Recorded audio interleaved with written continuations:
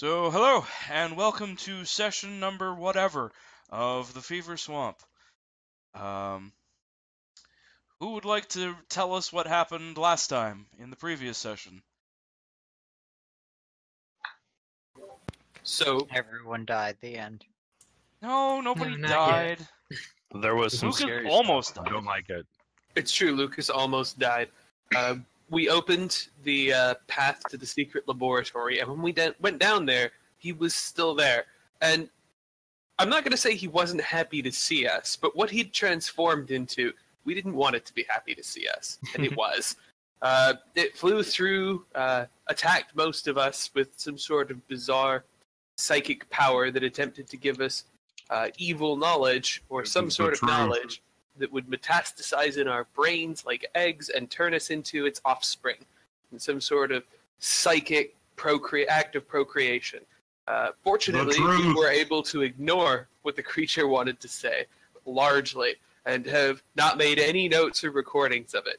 We made every effort to burn all of the information. However, the book that contained the alien seed knowledge that implants in your brain and grows a monster out of it was salvaged by our warlock, who intends to become one of those monsters, I think.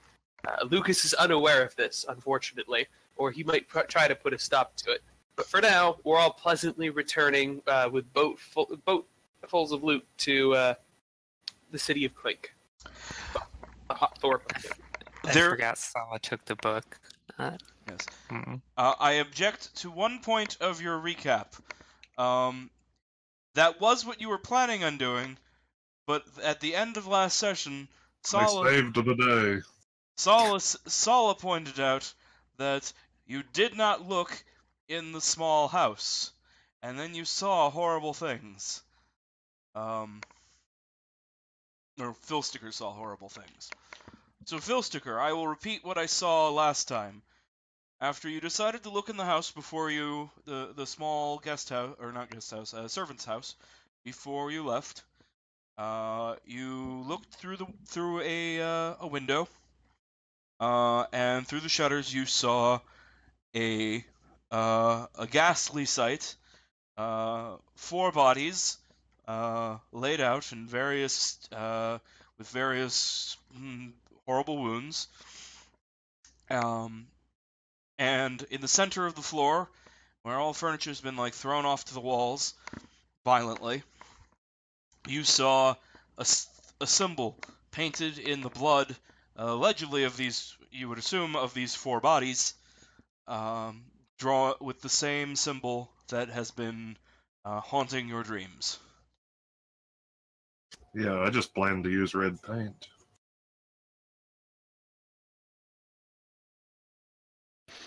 Yes, okay, so Philsker's seeing this.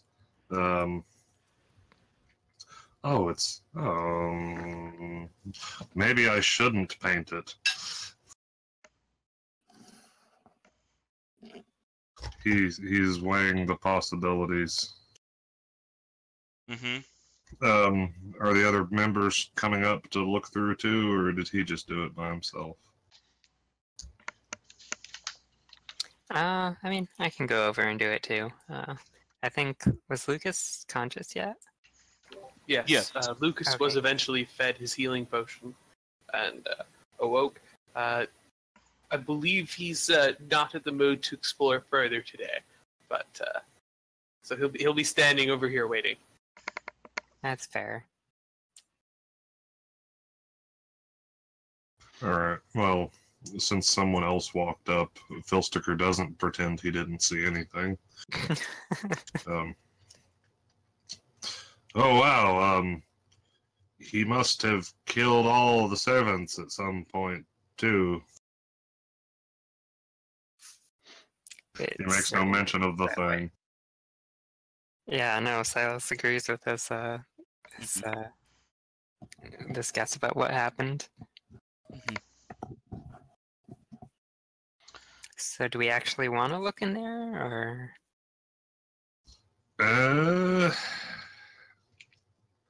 Yeah, kinda. It would make sense. I played Morrowind. There might be like a gold ring in a nightstand or something. Yeah. Oh wait, that's Oblivion. There might be a weird They didn't talk about that? alien-looking ant creature or something. There might be a wooden ring in the thing. Morrowind, you would just find a note that hinted at where a treasure might be. Yeah, on the other side of the map. You have Mhm. to go east to find it. It's complete Yeah. speculation. Don't follow it. All right, yeah, I think we're gonna check inside. We're gonna look for notes that lead us to treasure on the other side of the swamp. Okay. So, how are you entering? Well, Probably through the door, I think. yeah, I don't think we expected the door to the little servant shack to be trapped. Right. We do look for buckets propped on top of it first. Well, the door is closed entirely, so there's no space for a bucket. But so you open the door, creak, and you see all the furniture, it looks like, is still here. Tables and chairs and beds all violently flipped over and shoved up against the wall to make space in the center of the room for this very large,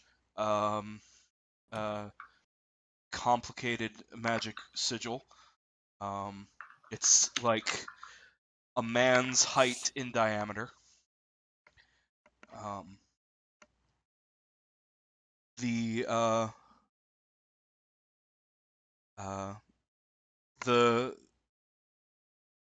bodies are in a state of great decay, but surprisingly, flesh still clings to the bones, despite what you would assume the age of them to be. Does it still smell terrible? Oh yes, the smell in here is absolutely atrocious. Cool. It reminds me of home. And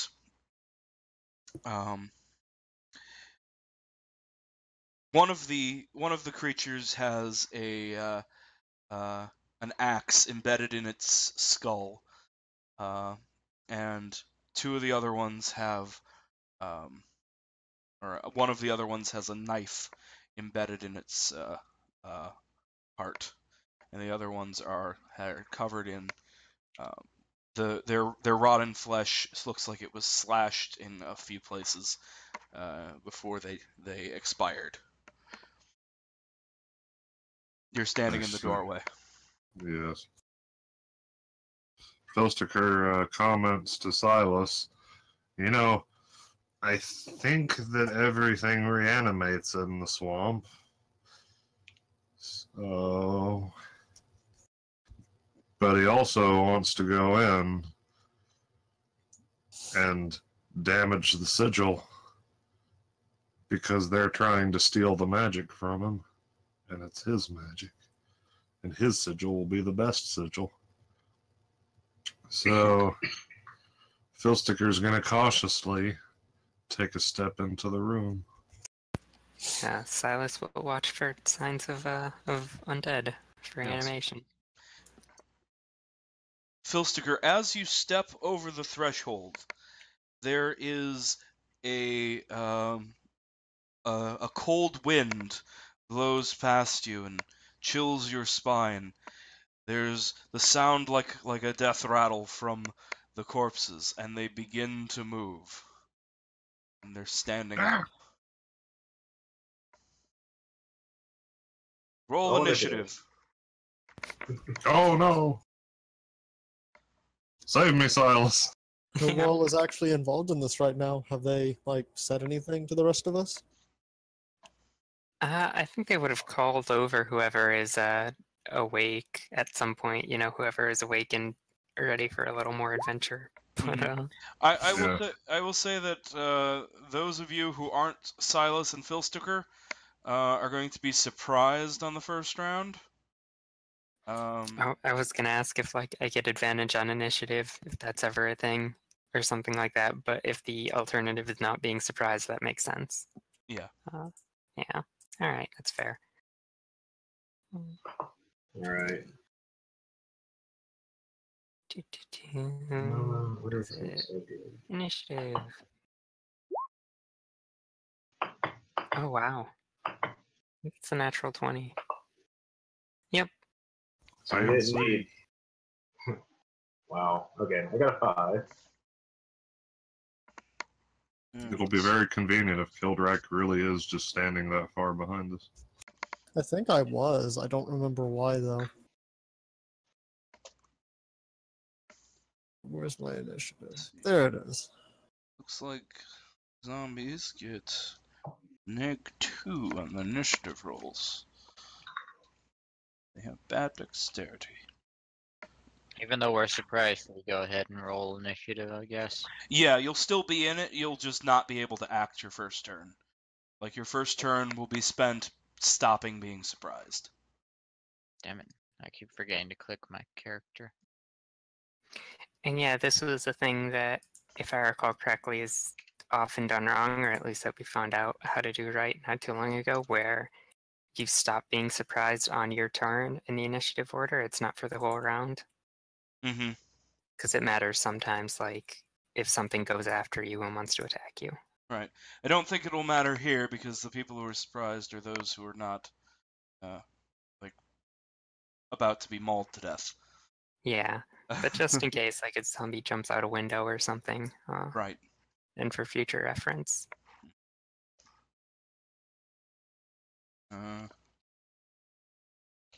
Alright. So, let's see. They rolled a 3 for their initiative, so they're not going for. They're not going first. I need to roll their hit points real quick.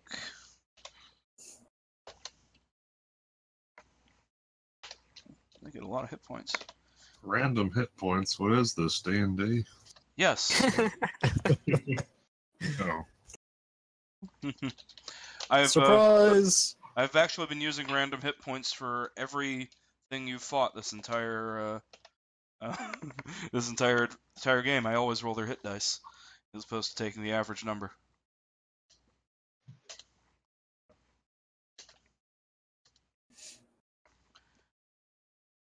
You don't have to worry until he starts like rolling d10s for GURPS monster hit points. I mean, that would be very preferable, but still.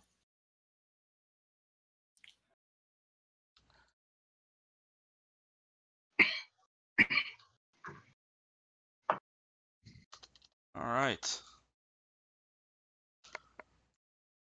Okay, so everyone's in the turn order now, right? So set it up as descending.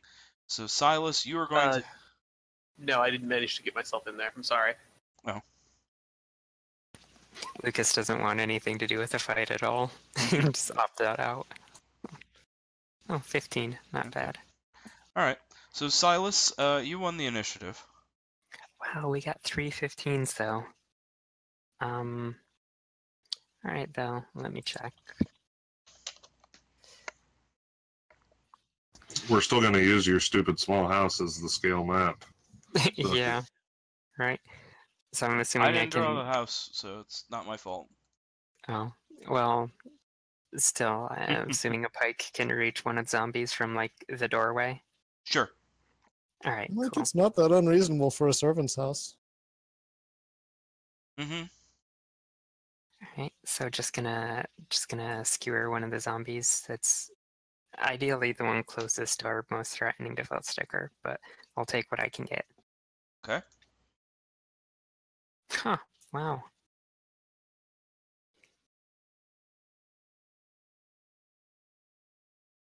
Oh, baby. Yay.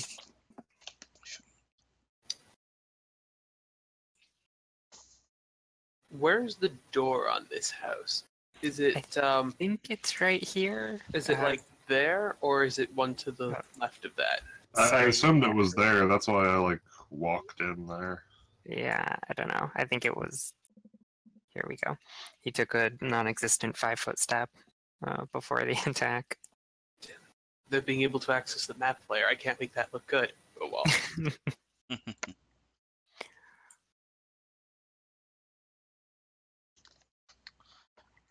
Okay.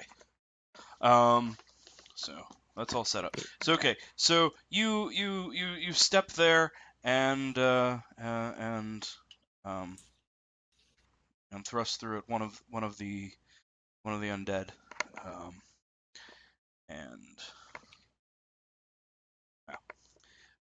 and you get it in the you get zombie 2 in the guts with your thrust.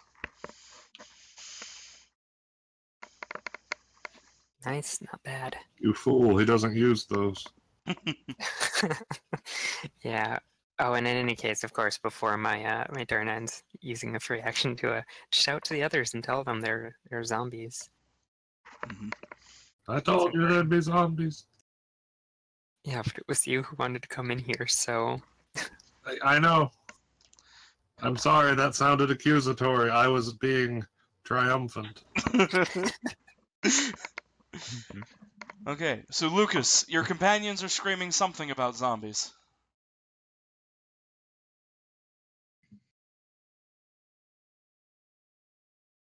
One of them sounds excited and one of them sounds terrified. Looks like I have something like a shot at zombie 3. Mm-hmm. Not so much at the others, though. Yeah. Well, you'd have to like shoot through the door frame and through He's definitely got Silas. some cover. Yeah. it's okay. Yeah, if you hit me, it's fine. I have a ton of hit points. Yeah. I don't think Get that's shot once or actually twice. a thing that can happen, but Oh, I'm sure if you miss by the margin of the cover I'm granting them, KSB is gonna say I get shot. I'm just gonna bet on that. Oh, Uh, you're Roll surprised. one. You're surprised anyway, aren't you? am I still surprised? Oh, Then I that's just right. move over there. Yeah. Oh, that's right. So I forgot. Surprise. So you wouldn't get to act. Okay. Sorry. I don't get to act at all. All right. Of course, this is a surprise here. Right. Yeah.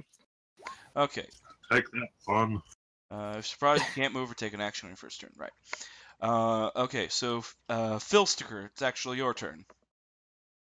You're in a very bad spot. These zombies are standing up, and they mean you to do you harm. That sounds reasonable. Yeah, from Alright. their perspective, this is breaking and entering, so in fairness, Swamp Law says they're justified. Swamp. I'm doing swamp crime. So Philsticker, he goes behind Silas. Okay. You're not behind. He goes like right there, Okay. and shoots his crackling purple swamp energy at the zombie 2 there, hoping to reduce the number of zombies. Okay. Absolutely hit, Yep. I'm guessing. Zombies do not have a lot of AC. They do have a fair amount of hit Correct. points, but not a lot of AC. However, let's see. Okay, so that you may have killed that zombie. It needs to make a Constitution save. They have the toughness thing. Yeah, Undead Fortitude. If damage reduces a zombie to 0 hit points, must make a Constitution saving throw with DC 5 plus the damage taken. So it needs a 15. And it is rolling 20 plus 3. Yep. Solid, please describe how your Eldritch Blast dispatches this zombie. All right. It hits him in the body, and all of his flesh melts off as swamp flesh. And there was no skeleton on the monster table, so he ceases to be.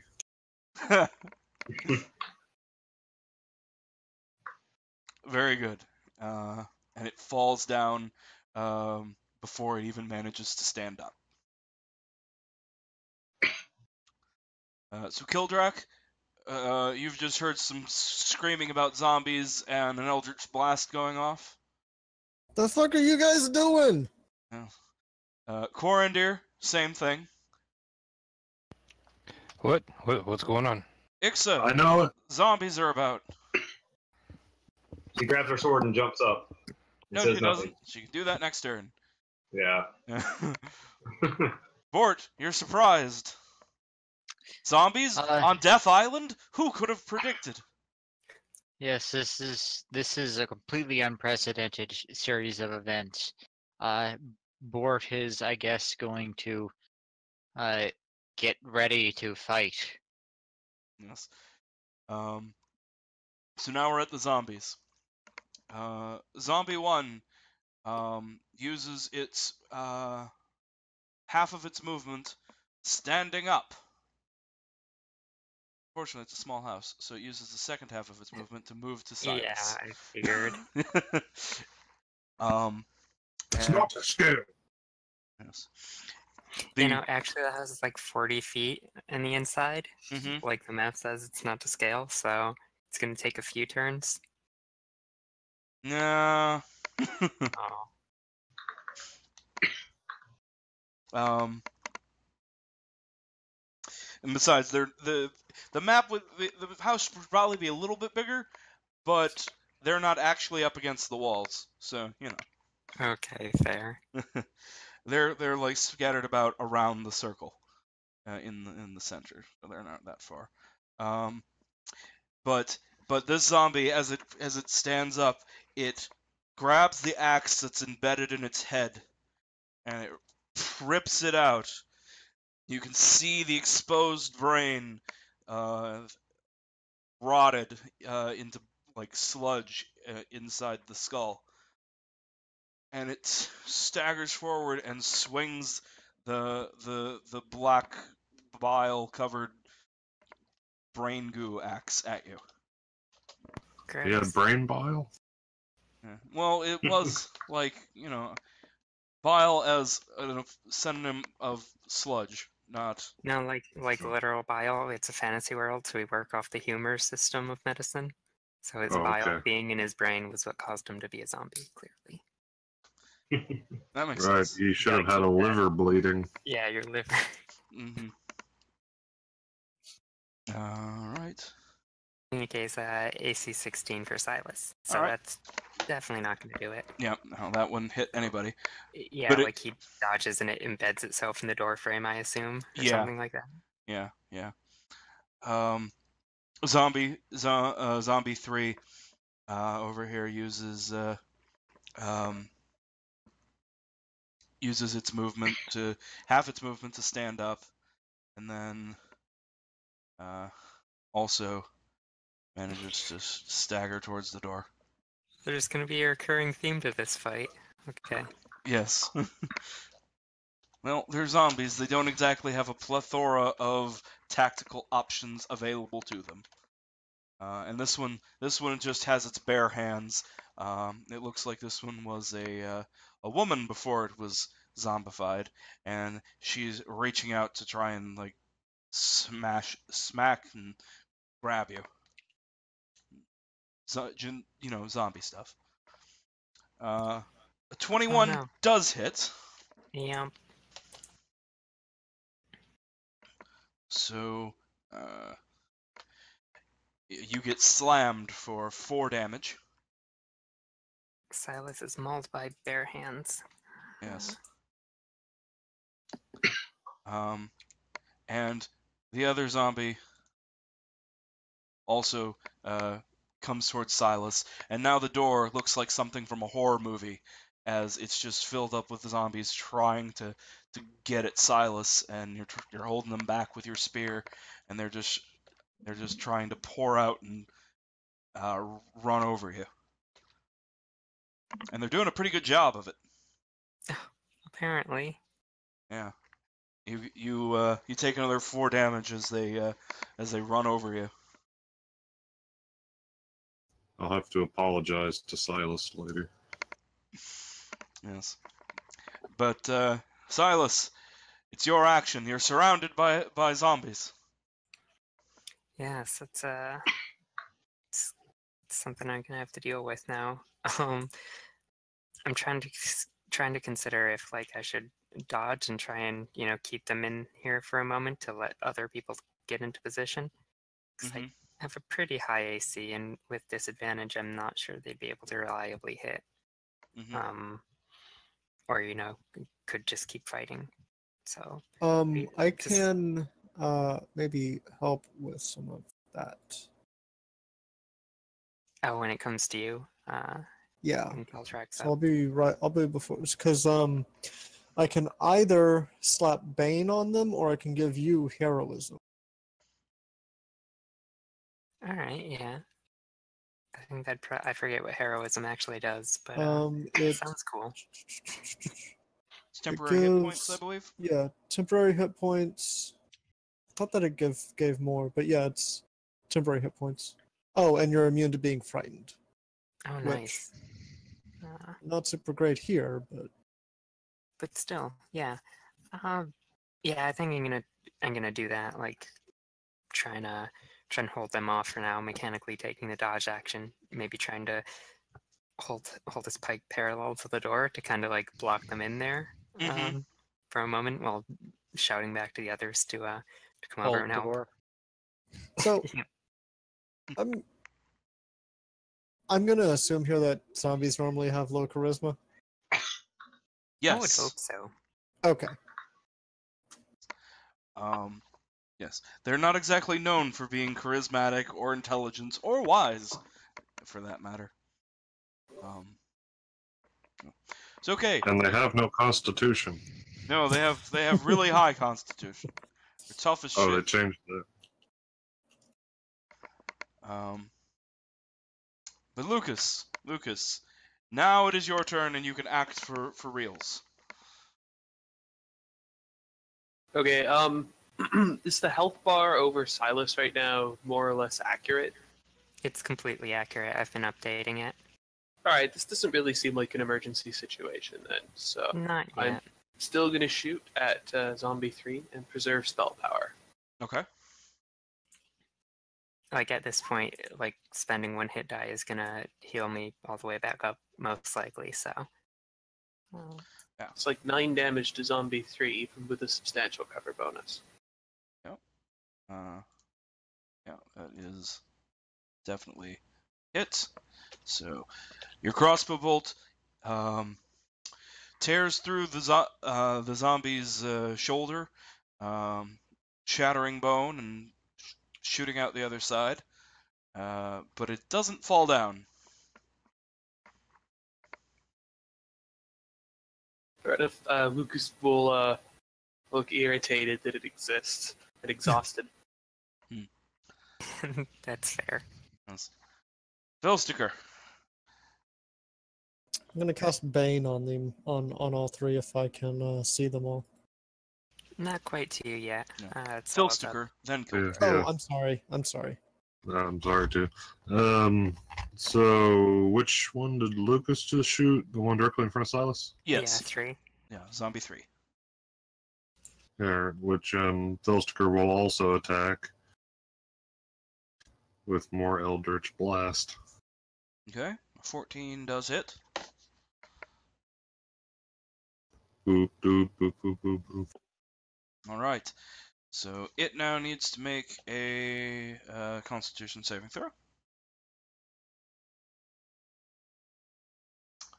Let's see. It was against. Yeah. So that's a failure. So how does this one dies in a similar fashion? I imagine so. The swamp reclaims it as it does all things, except for the grandfather, who is anti-symbolic of the swamp because he endures forever. But we'll ignore that. That's good, except for my deity who goes against his own idiom. Yes. I guess he's allowed to, but it does kind of rattle my belief in him. Well, how do you know that he is actually eternal? Maybe he's just decomposing very slowly. That's as insincere because that's just a stupid cop-out and you won't admit. I see. I'm gonna quote the Warlock now. Right, but now Kildrak is up. Kildrak, now it's your turn. Yeah. Okay. Well, there's only 2. Well, whatever. I'll just use Bane anyways. Okay. So it's a charisma save from them. Yes. Yes. There it is. Okay. And drop of blood. I can. Let's see. So charisma, that is -3.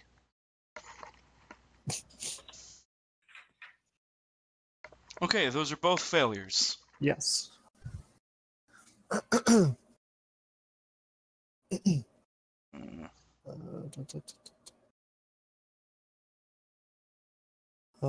This will be the symbol for Bane. Okay. Okay. So it's concentration. 1 so I'm minute. just gonna like stick around where I am, more or Yep. less. All right. Does it look So like anything? what is that? Yeah. What does this look like for us? Well, let's see, visual, somatic.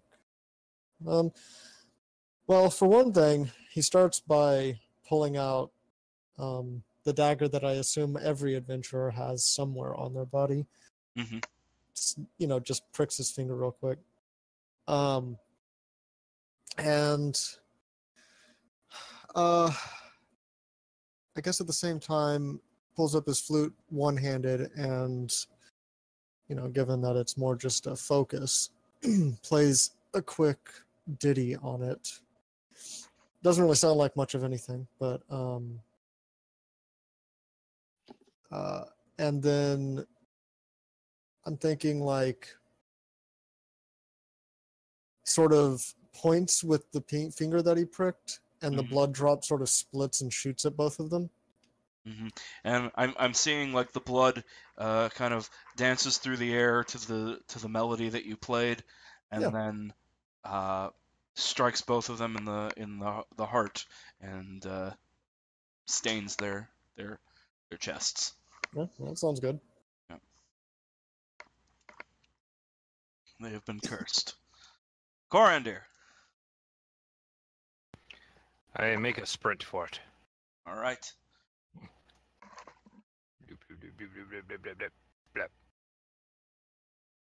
All right. Ixa. You said our positions on the map are accurate right now? Yes. All right. Let's see. What was her move? The Kobold have... Okay, 30, yeah. And each square is 5 feet? Yes. Yep. If you, while you're holding your character token, if you tap the space bar, it will tell you how many feet of distance. Oh, I see. That's handy. Okay, then, yeah, she'll just come running over, sword in hand, and expecting bad things, but cannot quite reach it to be useful. Okay. So that was your move, and any action. Yeah. Sticks out like a javelin. Could she throw it past Silas? Yeah, it's only like a +2 AC for a piece cover provided by a PC in the system. Yeah, they would have cover, but you could make the throw. Let me see how many I have. Oh, I see. I'm getting mauled by zombies, and you're going to be stingy about javelins. I mean, you're gonna get it back, assuming we can beat the other 2 zombies. Yeah, I was making sure I actually had any, because I've lost a lot of these by throwing them into the swamp. I know, it's fair. Yeah, and yeah, I do actually have some, so... If you're Yeah, low, she'll- I'll probably spare a couple Unless you of roll like a 1, you should be able to reclaim this javelin. If you roll a 1, then it might break, but you know. How bright it is outside, but it doesn't matter. Yep. Yep. Okay. So you strike the zombie 4 with a javelin. Ah, I should roll pretty good damage too. So I guess she probably flung it and like hit it in the face or something. Mm-hmm. Yeah. Yeah. You strike it and you embed the javelin in its chest. But it doesn't even seem. It barely takes note. Yeah, Bort. as expected. Right. Uh-huh. So we're not using the old D&D 3.5 rule for movement where it's like every 2 corners Just is use 10. whatever Roll20 by default has set up for diagonal Right. distance. Okay. I think it's well, just 5 feet for every diagonal by default. sprinting is double speed, right? If you dash, yep, it's Yes, if your you movement do. twice. All right, I can I move really all the way here, I guess. hate that though. Why? Huh?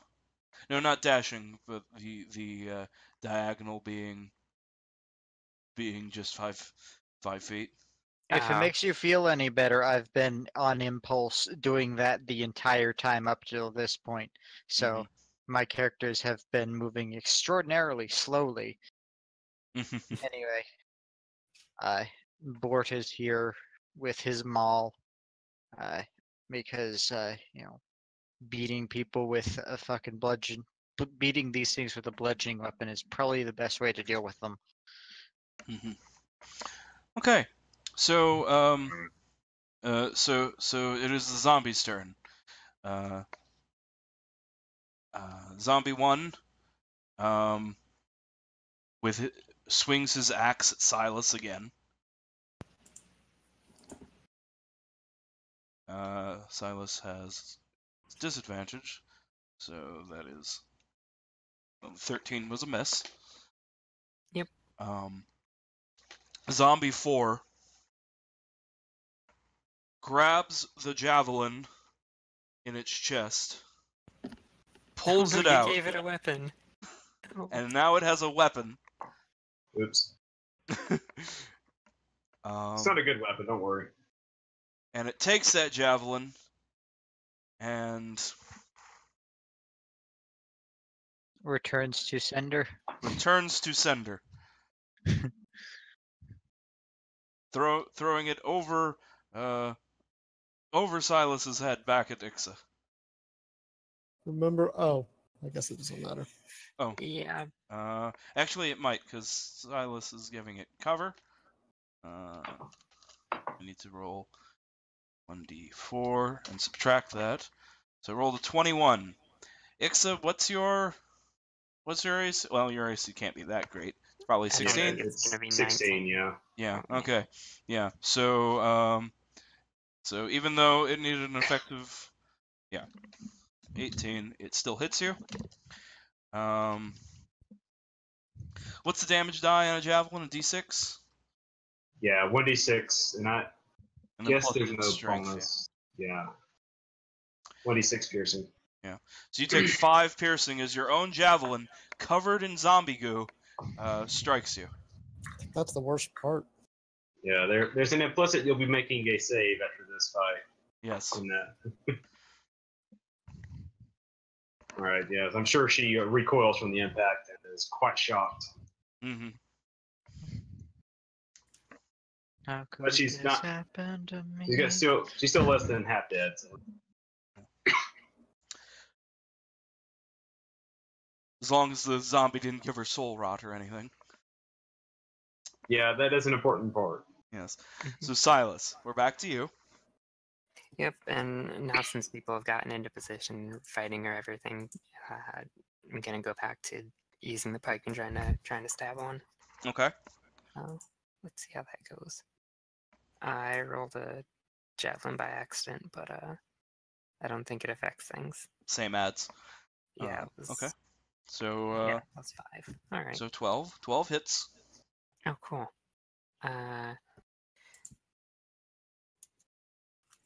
Just a second. 1d10 plus 3. All right. Um. hmm, Oh, that's why. And sorry, against one, I think. So Yep. Okay. So you thrust your your spear, your pike, whatever the weapon. The long pointy stick. Uh. Into the axe wielding zombie. Um. And damage it, but do not destroy it. all right. Yep. All right. That conclude your turn, Yes. Yep. All Lucas. right. Lucas will step here and try to get a shot to Ix's right-hand side, pass through to Zombie 4. So, All right.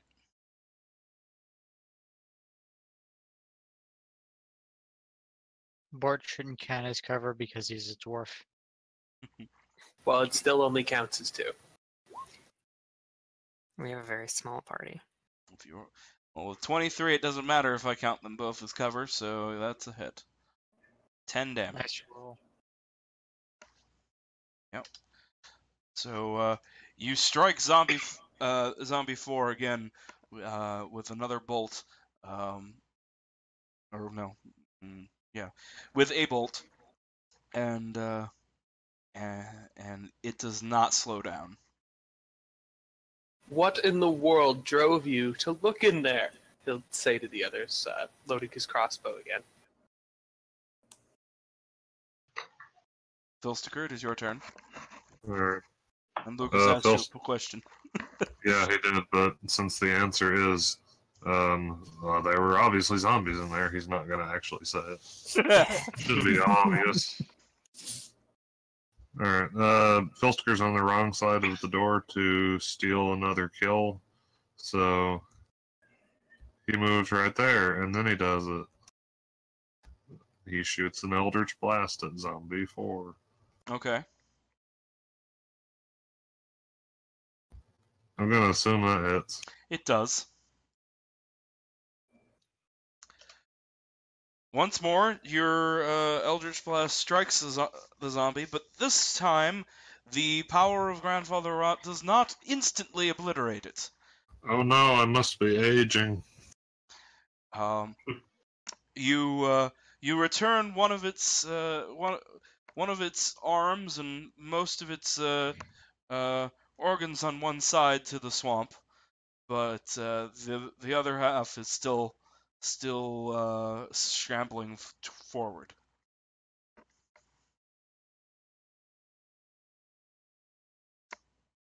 Tildrak. Stab it more. He's mostly just going to keep concentrating. There's really not a lot of room up there. Okay.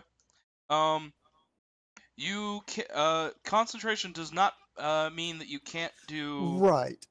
So I don't want to get up close, so I can avoid making any sort of save off that. Right. And let's see. I mean, I could do a Vicious Mockery, I guess, but it's so low damage that I guess I could throw a javelin at one of them. You might be able to kill Zombie 4 with a Vicious Mockery. That would be pretty entertaining, actually. Yeah. So you remember a Vicious Mockery also gives them disadvantage on their next attack. I guess I'll move like here, 5-foot step, and mock Zombie 4. All right. Let's see. Wisdom It's saving. wisdom. Okay. Your organs are shit. Yes. So, what aspect of this poor undead do you viciously mock? Oh, he took it personally. Shit, he did. Wow. God. I guess, ow, what the hell? Hold on, sorry. Headset just went weird. But no, your organs are garbage and you're falling apart. Okay, roll your psychic damage. I know I'm bad at insults. Point at it and say, "You're dead." Your mother was from a desert. All right, you viciously mock it, and it's. I don't know how a zombie can react to being viciously mocked, but it somehow is. But it still has 2 hit points left. Jesus. Man, that would have been so perfect.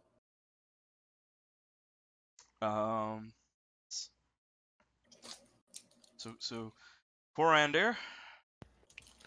I move some more. All right. There's way too many people to shoot through. Yeah.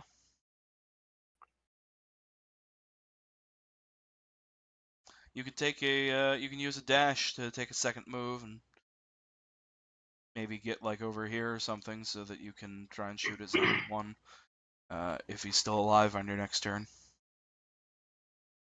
That's probably what I'll do.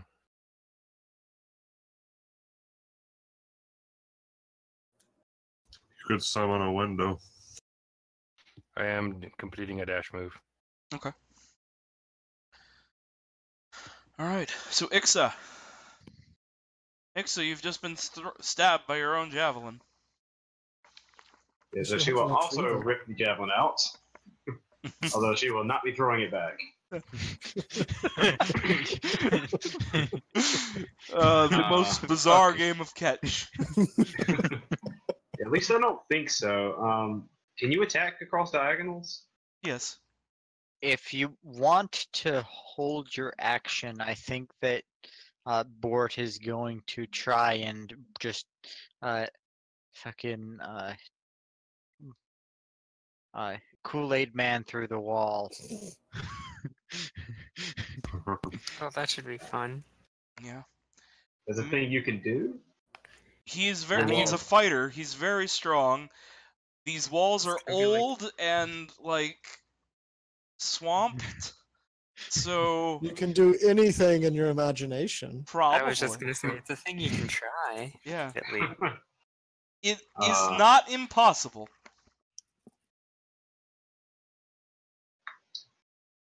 Okay, well, the alternative would be, let's see. I'll be right back too. I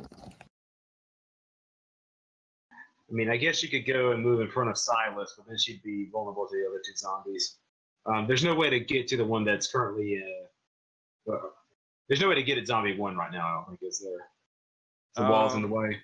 Yeah, there's like a wall in the way. Well, actually, Philsticker was peeking through that window. You could, if you moved up next to Bort, you could attack it, but I'm going to give you disadvantage. Because you kind of have to like awkwardly try and lean through the window and stab it. Yeah, I'll just try that. I don't think this fight's gonna last much longer anyway, so. Mm-hmm. Alright, yeah, so she'll step up and probably miss. No, that's a hit. 13. Oh.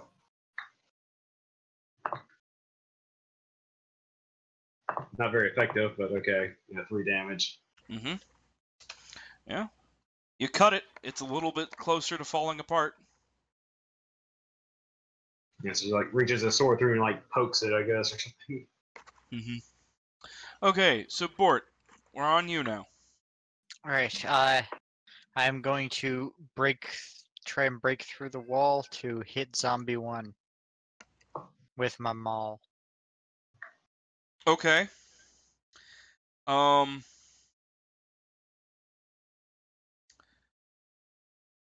wall is going to collapse if you strike it with your maul.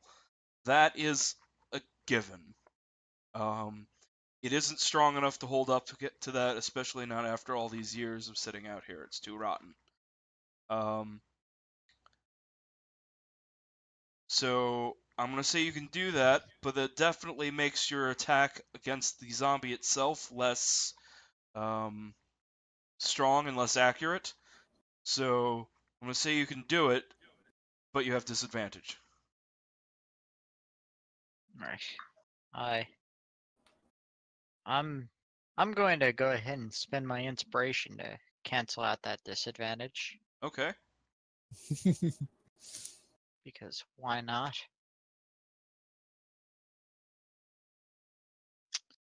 And it's mauling time.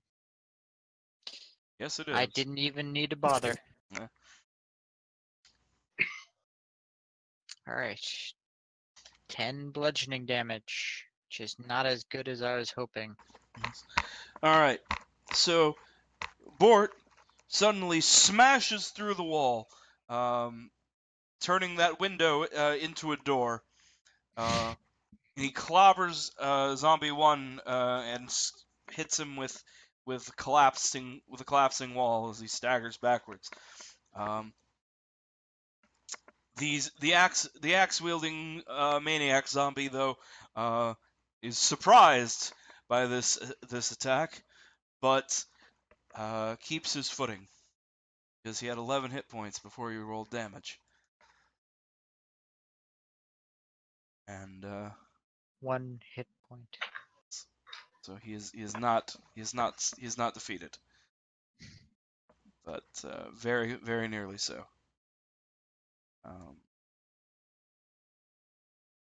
So that's all from Bort. Yes. All right. So can I put minus a die value in the calculation? You can. All right, cool. Then I can just add in the minus 1d4 from the Bane as it tries to attack Bort with its axe. That is a bad roll. That was for attacking Silas, or Attacking Bort. I just got back. Oh, That okay. was for attacking Bort with the axe because Bort just knocked a hole in the wall. Oh, was it like just an attack at disadvantage or something? How it was handled? Yeah, it was an attack at disadvantage. Oh, And if you want to do it again, you can just tap the up arrow, and it'll. Yeah. Yeah, you probably know that one. Yeah, I know that one. I use that one all the time. So then Zombie 4. Zombie 4 is just going to continue his attack on Silas, but he has disadvantage because he has been viciously mocked, and his feelings are hurt. I assume a 13 does not hit you because I know what your AC is. I know it doesn't hit you. Yep. Yeah. So Silas fends off the zombie attack quite ably. And we're back to Silas. and gonna do the same thing as last time. Which one? The pike.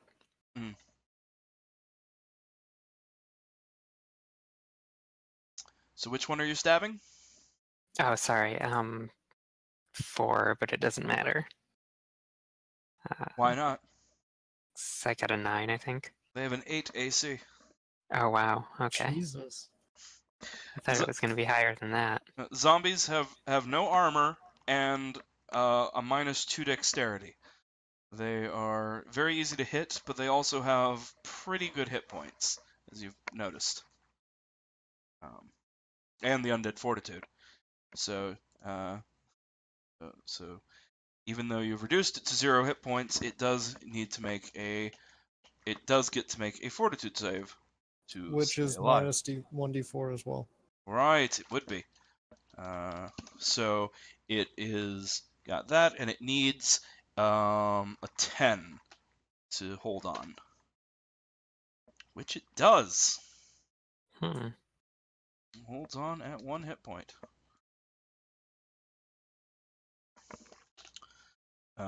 So you want to describe how you pike it and it keeps fighting? I don't know. I just assume it's probably No, actually, not a glancing blow, but it doesn't need very much of its structure, I guess, to keep going. Maybe it slides down the pike toward you. Oh, that's creepy in classic, so that works for me. Mm-hmm. Yeah, you jab your pike right through its guts and through the other side, and it's still coming at you down the pike. And you're like, this really is supposed to stop them. It's Lucas. Okay, it looks like I have a plausible shot against Zombie 4. Mm-hmm. So Lucas will keep at it. But not today. Mm-hmm. Otherwise, there isn't much for him to be doing here. He's not going to be expending a spell or moving, so. Yeah.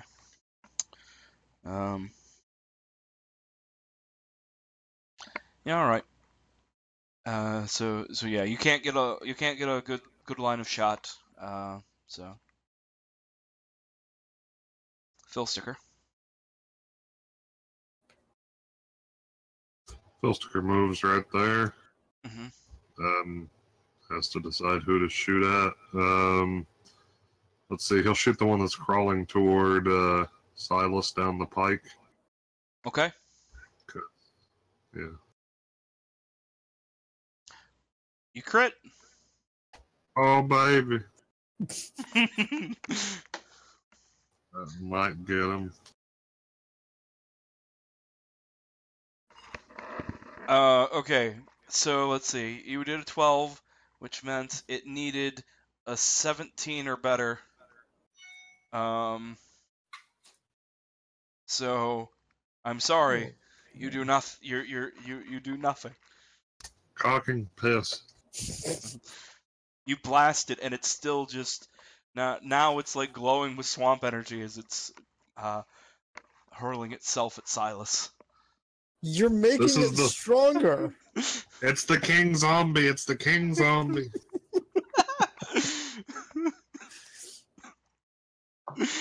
Legendary zombie has mutated. God, I hope not. It'll get its health back if it does. But Kildrak. Obviously, the zombie is immortal, so I'm not really sure what to do about it. But obviously, I'm going to mock it again. All right. I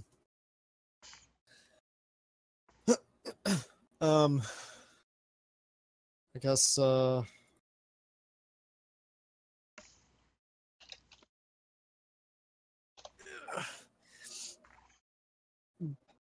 you're a dead piece of crap. I don't know. You're not even good at dying. There you go. I should just let Sala handle the insults now. Okay, so it needs to make its Constitution saving throw against a DC of 8. And it can't do it.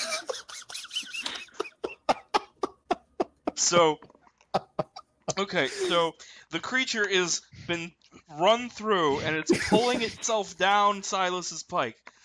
Filsticker has blasted it with eldritch energy, and now it's just glowing and burning with the purple energy. And Kildrak shouts over, "You're not even good at dying!" As it slows and droops over, dangling itself on Silas's pike. Now just so much dead weight. He really showed you, Kildrak. You know what? I'll take that.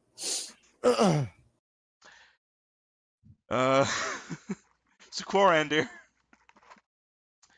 you've got a shot at Zombie 1. It's gonna have +2 cover from Silas, but you can make that shot.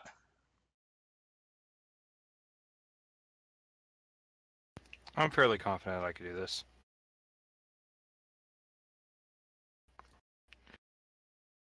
Barely, but you do. Yep. Okay. So that's a hit. That's damage. It needs to make its undead fortitude save. It fails it. Shoot it in the head. Oh, that would have been negative without the modifier. Mm-hmm. Oh, definitely. Shoot it in the head. So you guys are all fighting the zombie, and then just out from between Silas and Bort, just an arrow, blink, right through its eye, and it drops back down dead. Again, more dead. The type of dead where it doesn't get up and kill you. Probably. Dead. That's the best We all kind of take death. cover. Could you all please, for the next hour, refrain from opening any doors or chests? Thank you. I think we might have to like Dock off. hog tie Phil Sticker if we want that to happen. I don't know, are there any more doors or chests? There might not be, so we might be good. Well, Yeah, it's fine. other than the secret door in the laboratory, yeah, there are no more doors. Where'd Yeah, Phil but- go? Well, I think it will probably take at least an hour for the fire we set down there to burn out, so that is still at least a short rest.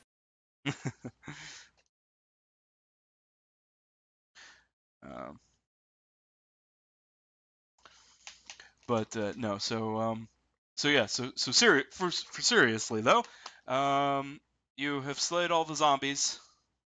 What are you doing?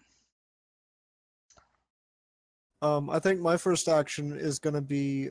Oh, Phil Sticker already moved. I was going to whack him upside the head for doing this.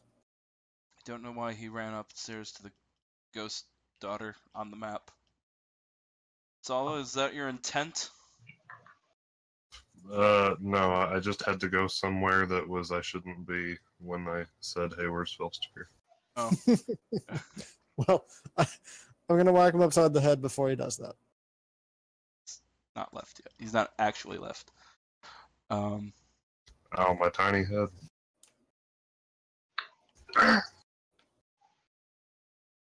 Stop triggering zombies. Fine, but I'm not sharing anything I find in the house.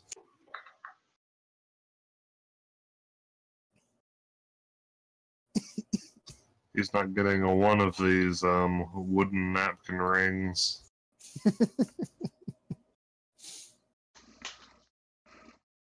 So okay, so Phil Sticker has gone in the room and it's getting to search through the peasants' belongings. Kildrak is going to go in and search around as well. Okay. And I guess, like, unless there's something particularly, that particularly jumps out, he'll probably try and investigate the magic circle and most likely whiff. Okay. As you were like searching through their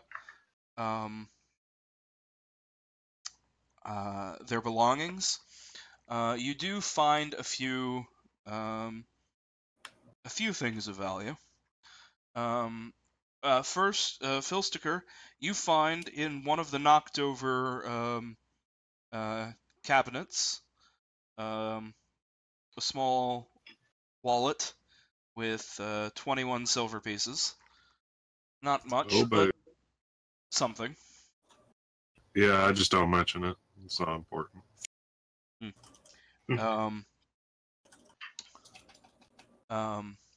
Kildrak, you find a it was 30 years ago a gallon jug of ale. Probably don't want to drink it now, but Maybe. We'll see. yeah. Depends on how desperate I get. Phil Sticker, you find what looks to be some sort of set of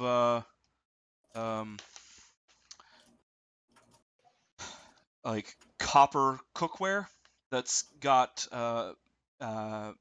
it's all corroded from time and also dented up from being like thrown about.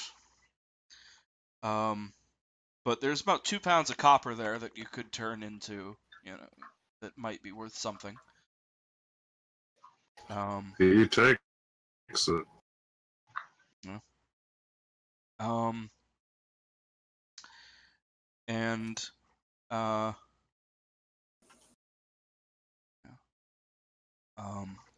And you find inside what looks like it was inside someone's mattress.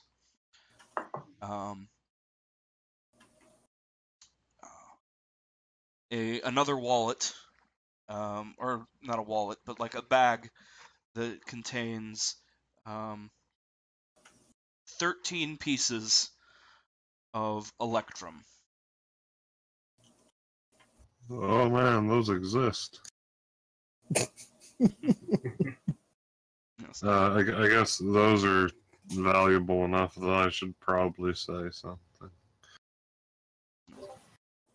All right, I will record them in. Let the rest of me the- count how many friends I have.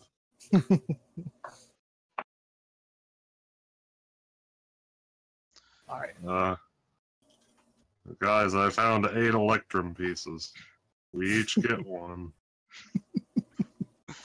And there's one extra. I guess I'll keep it because I found them.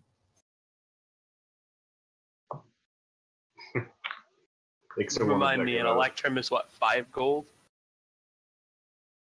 It's half because it's half gold, or it's less gold than gold. It's 5 silver, so two electrum is 1 gold. So you said there were 14? 13. 13. As you can see, their owner was very lucky.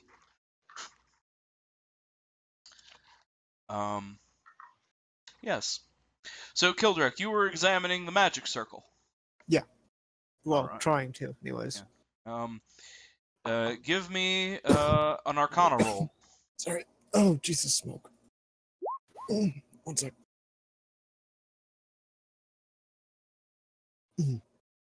That doesn't look too promising.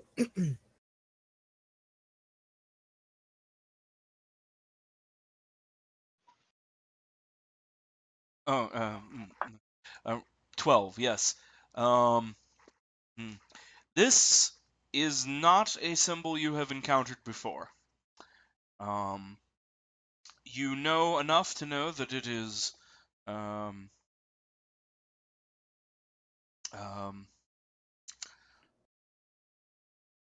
some sort of protective ward, but what it's protecting against, you cannot be certain. Okay, I guess is gonna yell to see if Lucas is still nearby. Yell out that it's some weird protective thing that he doesn't know what it is. Curious. Lucas will approach and have a look.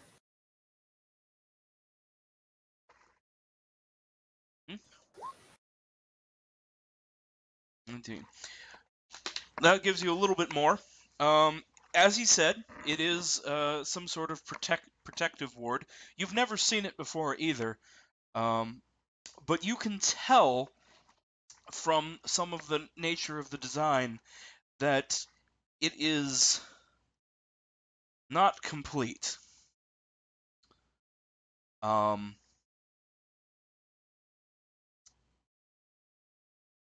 As it is on its own, you believe it would do nothing. What it needs is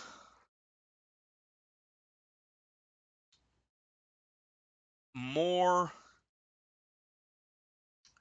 It looks like it's part of a larger whole. But the rest is not here. Well, it doesn't look like they were able to complete whatever it was, Lucas will say. I'm not positive where they were going with it, but there's sections here and here where it's not. The lines ought to have continued. The arcane flow crossing here should flow into some more design that covers this area. He'll say, motioning with his walking stick. But there's I nothing think been he drawn mean- in here yet. I think he means like in other locations in the area, like the region. Is that what you meant? It's possible. Well, it is certainly Both of you could possible be that the overflow of magic could connect it to another symbol elsewhere in the swamp, but we can't ascertain that for certain. So as he's saying this, based on Filsticker's having this image burned into his brain, is there any difference in this individual one than the one that he remembers?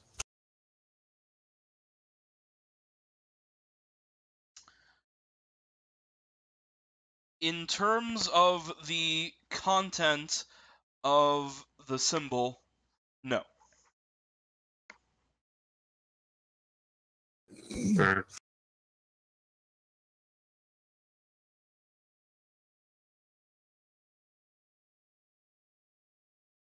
Well, whatever it was, like I said, I think I'm going to remove it. He will begin to cast Prestidigitation. Does anyone attempt to prevent this? yeah. No, this is what Silas wanted, but arena of an intra-party fight. So, Kildrak has no Obviously. stake in this. so Filsticker, Well, Filsticker's, yeah, he says, well, now wait a minute. So, oh, fuck. So every time I hold down the... what? Lucas will wait. He'll look to Filsticker and pause.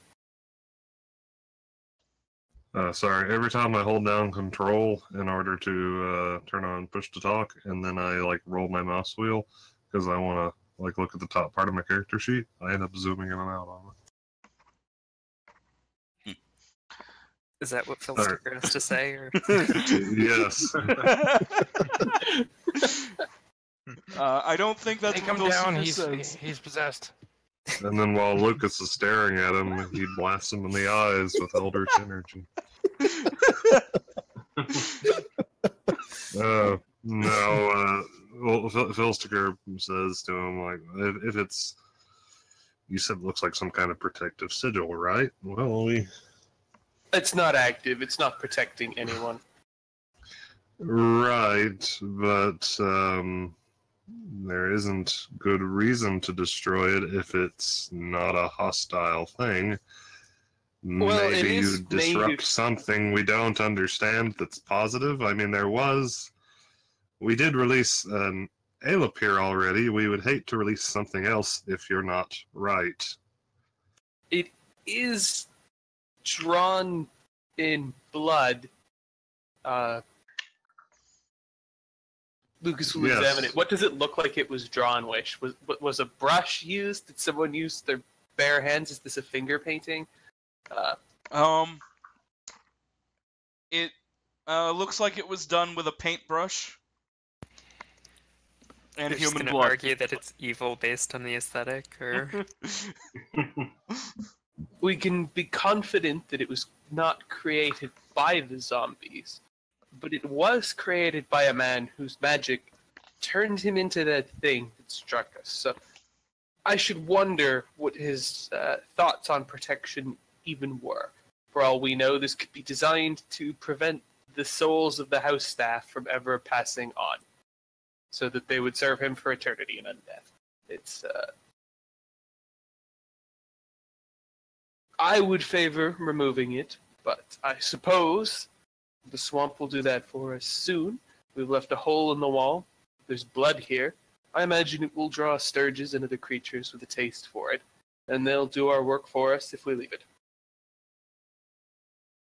Yes, better than needlessly cleaning it. Be quite certain, though, I don't like leaving it behind us. More to the point that was made earlier, if it is sealing in some kind of demon, would you rather us deal with it now when we know about it, or be surprised by it on our way back? Neither. To be honest, a day or two would be preferable. If it is something that rates ceiling, I don't think we can deal with it. You make a fair point. People don't tend to like seal up imps inside of magical sigils. It's a lot of work for something you can just hit with a shovel. We break the circle and the goblin is released. My God. I mean, there was literally an imp trap in a magic circle 20 feet from here. But he was not trapped for the sake of he was trapping. a magical substitute for technology. Yes. He was a magical security system. That's entirely different. Well, let's just get the weapons and go. Yeah, I think we've been here long enough. Alright, now Filsticker has to charter a boat to come back here with supplies to repair the house. Damn it. All right.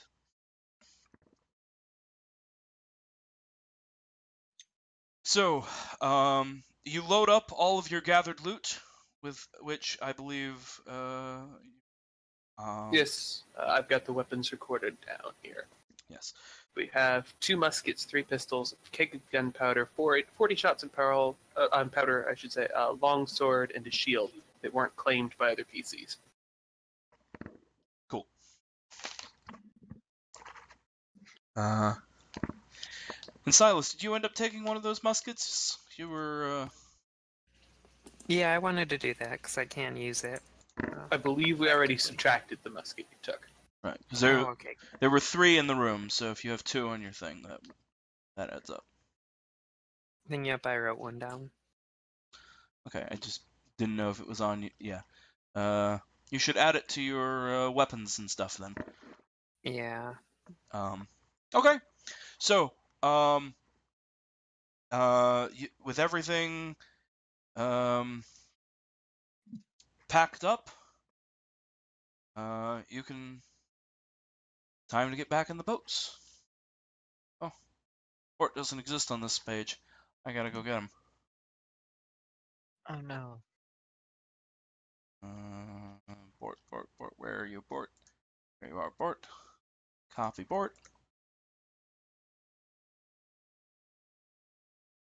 Paste port.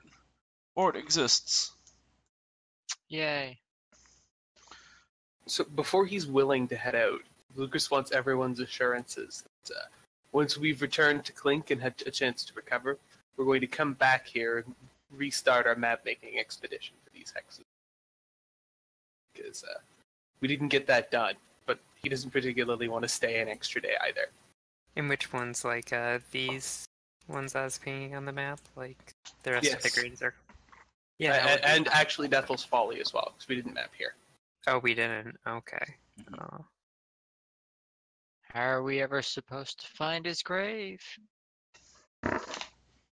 We'll have to come back and map it later. Mm-hmm. All right. So, if you all can put yourselves into the boats, Ixa, Bort, Filstiger, Quarinder, organize yourselves into whoever's in what boat, and then we can have you all set out. Well, which boat was lead again? Yeah, we're connected again. Lead boat over here. See the badly drawn arrow indicating Yeah. direction. So Gotcha. going this And way. should we figure that enough time will have elapsed that I can expend hit dice? I am. I mean, Greer. you would no because Okay. you need to set camp to have a short rest. You have to camp Fair for a enough. night. It's 8 hours, not an hour. Look at all the arrows. All right.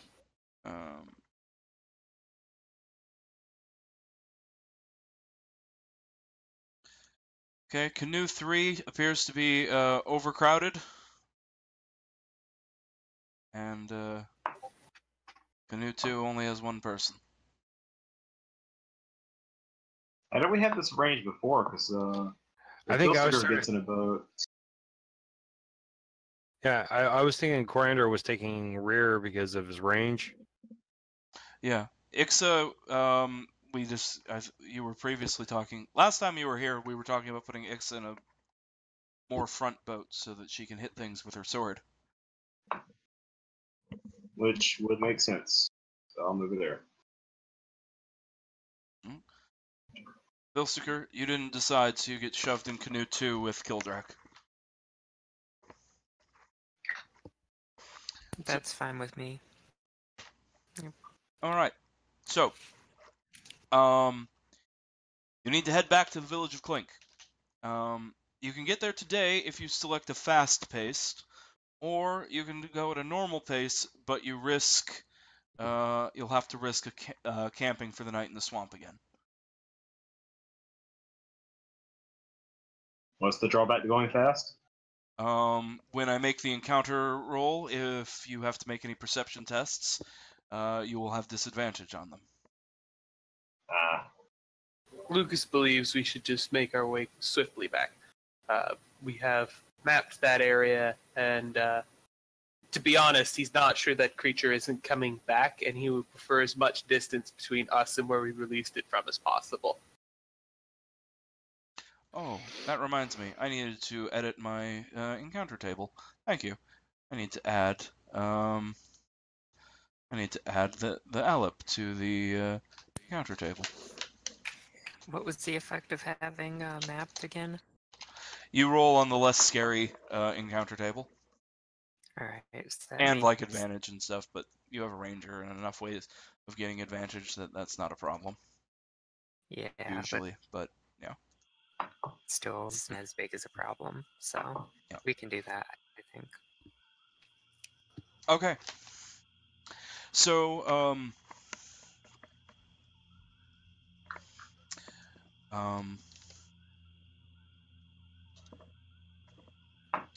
So you all pile up in the boats and you head back to town, traveling as quickly as you can.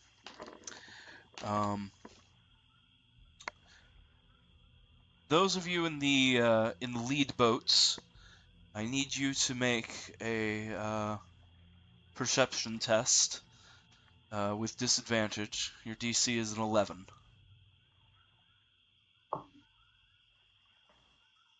Alright, Okay. just a second. I always forget where they put it on this one. Oh, there it is. It's just skills. It's not its own thing. Oh, wow. With disadvantage, you said? Yes. Mm-hmm. Alright, well, we got a 17 at least. Okay. So Ixa,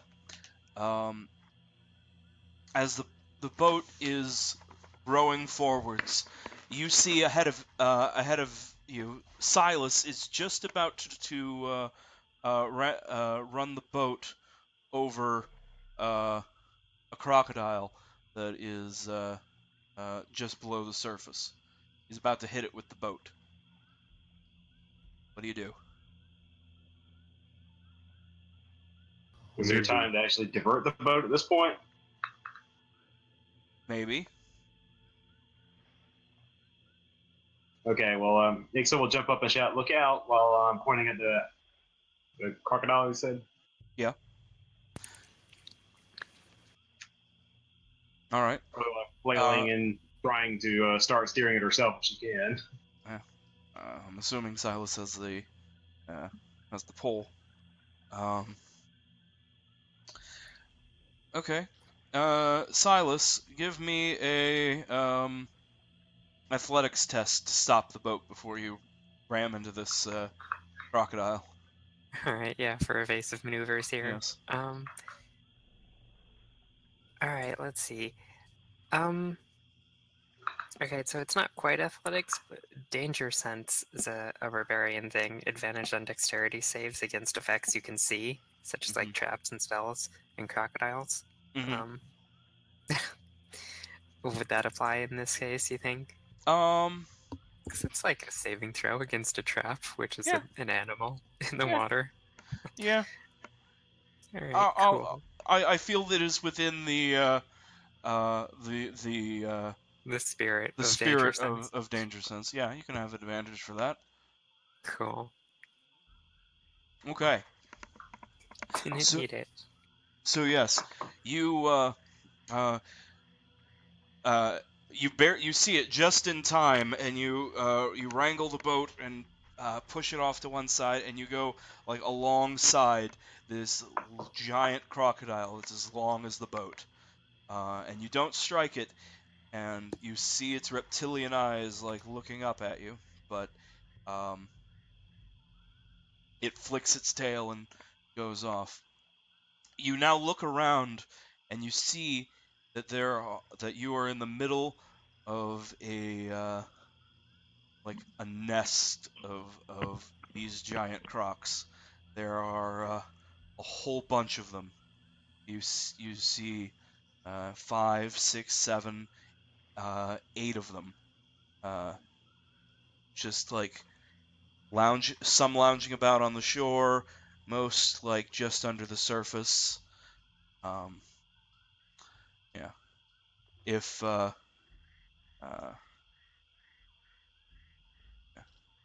if you set them off, they could knock over one of your boats and tear you all to pieces. Mm-hmm.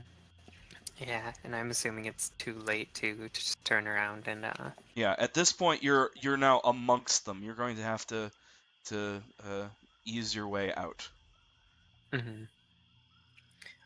Well, yeah, I think Silas will do that, but also try to, turn around and tell the other two to, like send word back to the other boats. Mm-hmm. So just making sure everyone knows. Yeah. Yeah. So everyone hears back, and you all can kind of like look up and see that yeah you can see a couple of the crocs yourselves. And so you're gonna need to try and get out of here without attracting their carnivorous attention. I'm gonna want one person on each boat to make and you all can choose who, to make a stealth check. Bort is actually surprisingly good at stealth. He's got a 5. For stealth roll, Mm-hmm. Philsticker's got a 1. I've got a 2. Yeah, I'll You're leave the it master. forward. Fuck. Lucas is on 3. I've got it, Lucas. I figured as much. Hicks only has 2. Fucking dwarf is the stealth expert. Whew! It's not going to be my fault. Whew. Yeah, well, good rolls all around. So you all carefully manage your boats through the croc-infested waters and get back into the flow of things without angering them or triggering them to attack. And you make it safely through and make your distance. Just the audio from one of those stealth ops on in Modern Warfare plays. Mm-hmm. And you're home free. You row the rest of the day, and as night begins to fall in the swamp, you pull into the village of Clink. There is candlelight and from the many windows, and you're able to dock.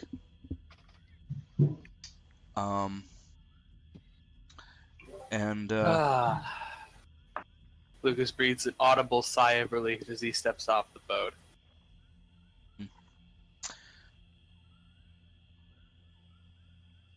And I would like to take a 5-minute break here. Sounds like a good idea. Okay. So, Yeah. yeah. So we're gonna take a 5-minute break, and then we're gonna come back for part 2. Cool. Okay.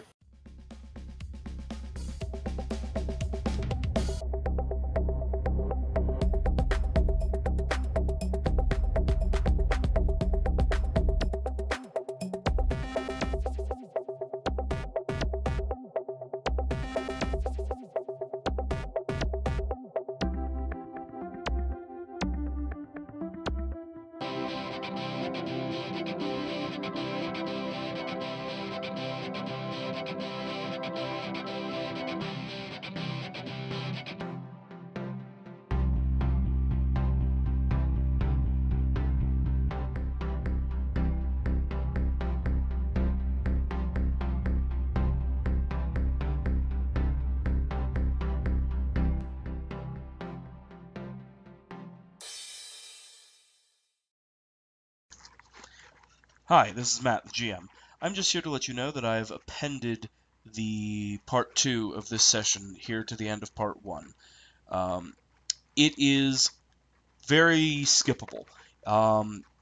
We spend the first half of part 2 tallying up the value of all of the loot that they acquired, dividing it up, and debating about whether or not to keep or sell certain things, and how much everyone gets from that. With that taken care of, we then did XP, and many people leveled up. The leveling up talk might be more interesting as there is discussion of how the characters are changing and advancing. However, there is no adventure in this portion. We merely return to Clink and we begin doing very mechanical talk. So, you might want to skip it. You've been warned. Okay, so we are now officially back. So, you arrive into the village of Clink. It is nightfall. It is as I described before our break. The village is quiet, and everyone is settling in for the evening. Yay. Gump just celebrates the fact that he is not dead. You mean, Bort? Borsch celebrates the fact. Look, If Gump is celebrating the fact that he's not dead, then we have something to talk about. Bort has survived more than 2 sessions. Bort has survived more than 2 sessions though, so he is going to probably go get some drink. Yes. That actually sounds like a really good idea. But Lucas is going to see to our hotel keeper first and hawk this stuff before we leave it in the room and it gets stolen by him anyway. Right. Right. So, show me your list of loot. All right, I will type it out here for you, or you can look at it on my sheet. But It is on the sheet. Lucas.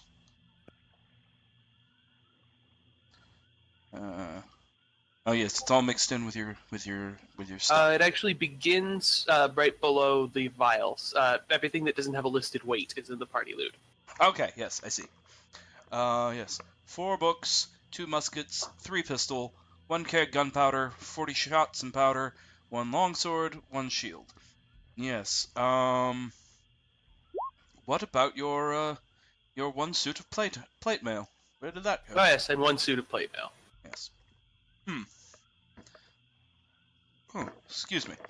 Wonder where that wound up. Oh well. Very good.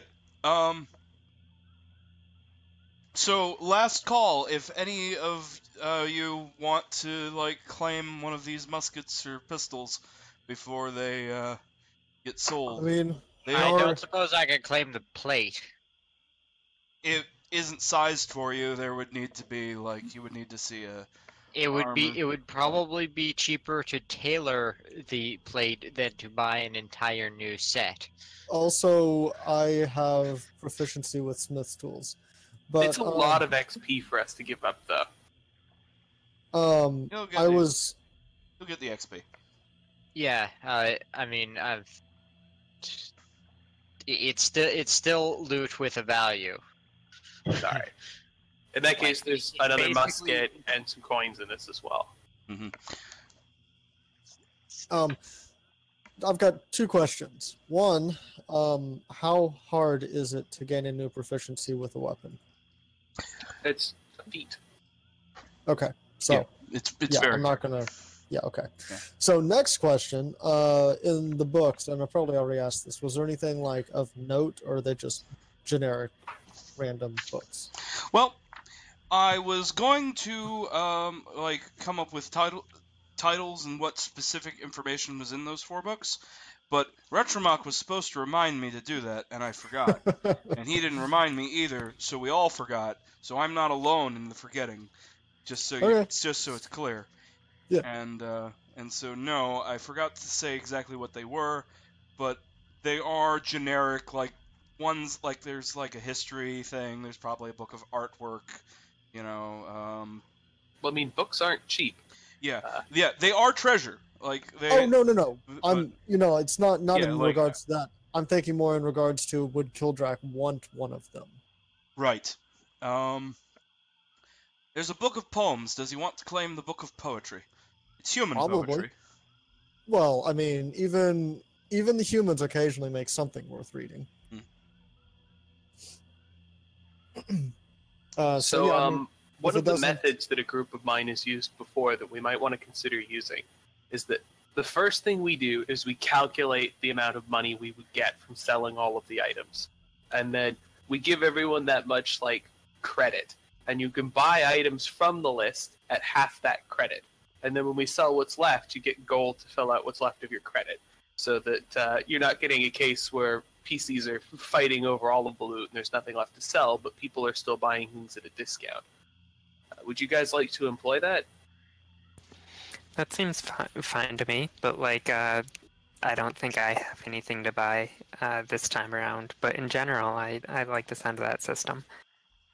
Whoever but wants it to do would- the bookkeeping for it. It would we'd have to make an exception if somebody took the plate mail. Yes, the plate mail is going to be... Well, it depends, actually. Between everything else and the guns, you might be able to afford the plate mail. And I think we should find that out before we make a decision on whether it needs to be an exception. We should allow them somebody to take the plate mail regardless, just because it would be useful for the group. Sure, but I'd still like to complete the calculation first. I mean, it seems fine to me. Yep. All right. Gump just ends up having to pay in. It's okay, you can keep it, but you owe us. But yeah. I mean, So, how you divide up loot is up to you also, but that sounds like a fair system to me. And also if we figure it all up first, then we can figure out the XP value, so that'll be convenient. Does anyone conveniently have the gunpowder equipment lists up? I'm gonna fetch for the other items, but I think I have did. that. I have my document open. Yeah. very okay. nice. So muskets are 125 gold pieces each, Hold on. and pistols are 60.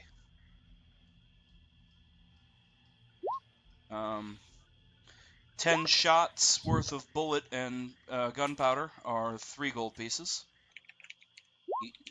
for 10 shots. And a keg of gunpowder is worth 250.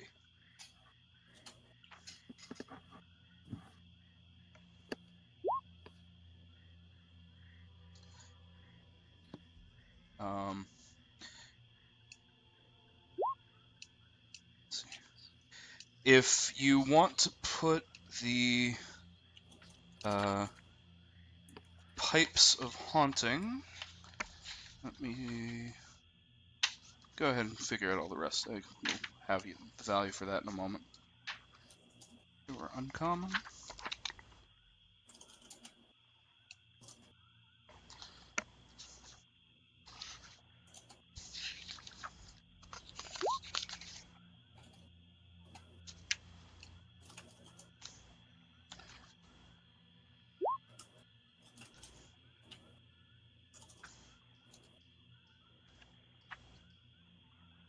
Yes, uncommon.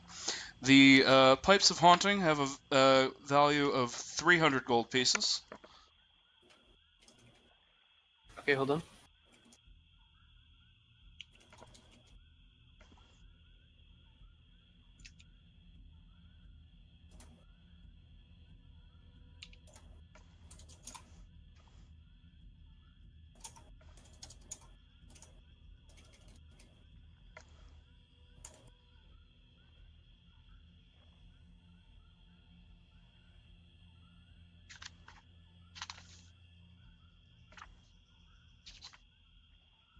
Okay.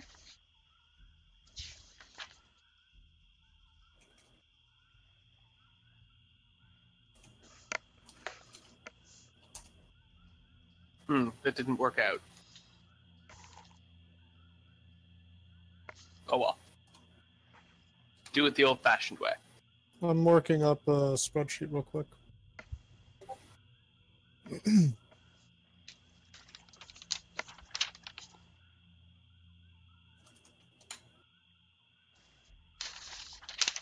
It's a bit GP and a couple of them. Dirt. Yeah, Filsticker also had among the party treasure that trumpet that Kildrak stuck on him, like a pound of spices in a box, and 2 pounds of copper in the form of the old cookware. Mm-hmm. Alright, it's 2742, and there's 8 of us, right? Yeah. The copper has a value of oops. 1 gold piece. Okay, Unfortunately. I will add the 1 gold piece. Yes. So it looks like our individual shares from that haul will be 350, or 342.875. But, so that would not be enough, even if someone were to take the plate to cover that.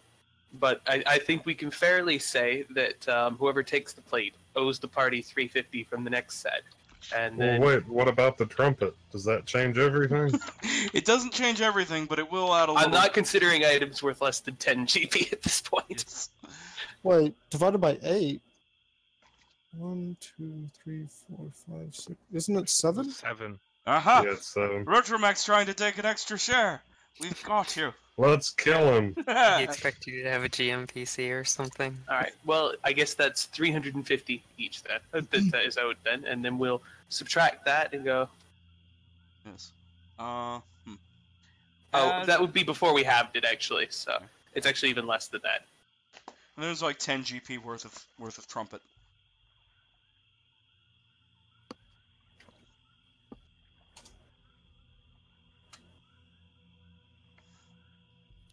Creator, you fool. You revealed your true name and face.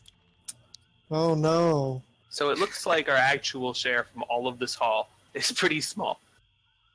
By the time we factor in that we're selling it for half price, and that 1,500 of it's going to one PC.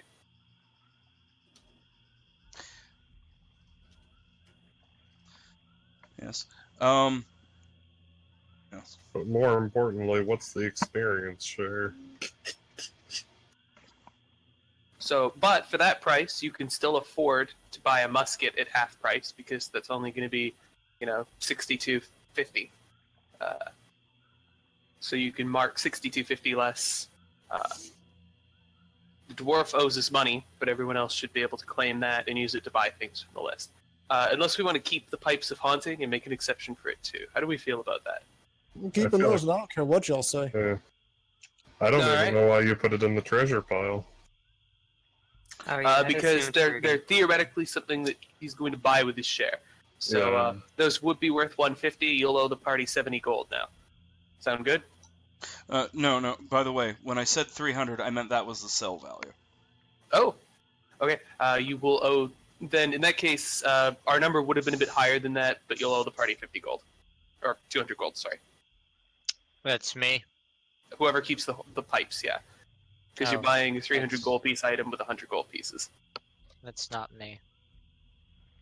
I'm confused about the calculations here, though. Admittedly, some of these no longer apply. There were corrections to them after the fact.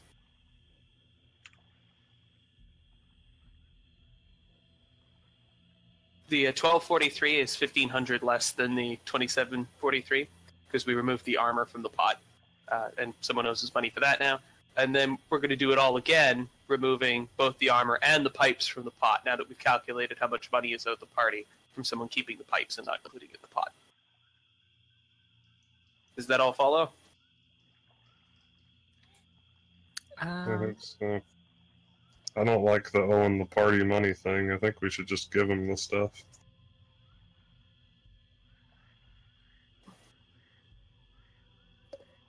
I mean, Yeah, doesn't really matter to me. I mean, if you guys want to do that, that's fine. It still makes our lives relatively easy. I'll just go through my original calculation here again and remove these last two items. So our new one is 942 over 2 is 471. Becomes the final real total. And I'm just going to divide that by the remaining 5 PCs. Oh, yeah, that could work as well if you just take a big treasure item out of the pot. That's your share. Well, it's much more generous and much less technical than the group I usually run with what we do, but I'm not going to make a fuss. Well, the way that I see it is that if we were going to do it that way, that technically, then I straight up would not be able to have the pipes, and we would hurt the group as a whole. Well, you would. You just later on when you had a big share, you'd put in a little bit of extra gold on the next one to make up for it. Like you'd take a reduced share for a little bit to make up for it. Yeah, it wouldn't be crippling. It'd just be you'd like have to remember you owe us money later, and it'd be grumbling. So it doesn't this sound plate would be fucking crippling. friendly. Well, we were going to give you a deep discount on that, but No, he's the newest party member. We should just keep him in debt forever. It Yeah. explains why Bort doesn't run off after we save him. it is Yeah. a lot of money the rest of us are forgoing, right? We're each spending like 200 gold to buy him full plate right now. No. We found full plate. We're just not selling it. Whatever. 200 gold isn't anything. That's. In any case, 94 is like the share of what each person would be able to spend, and then all yes, the other half is like the party's pot, if I understand right.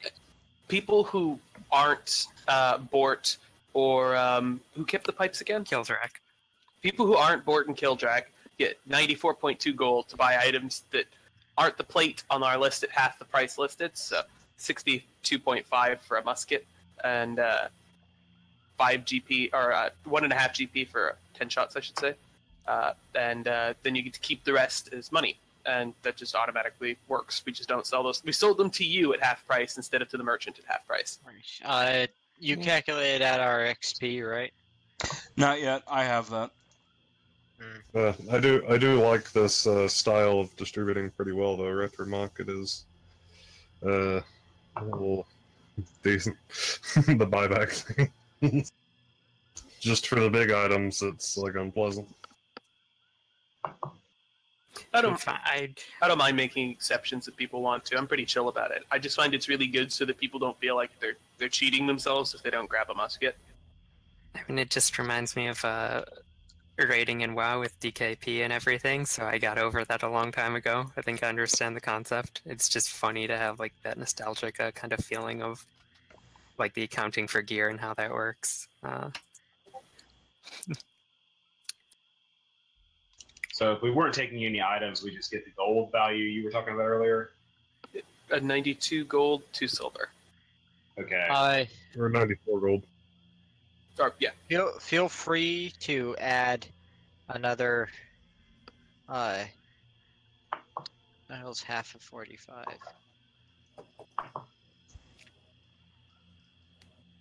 $22.5 22.5 gold in there because, I'm selling my old armor because I don't need it anymore, assuming that we don't completely destroy the plate trying to fit it to me. All right, 4.5 more gold to the people who are getting gold out of this.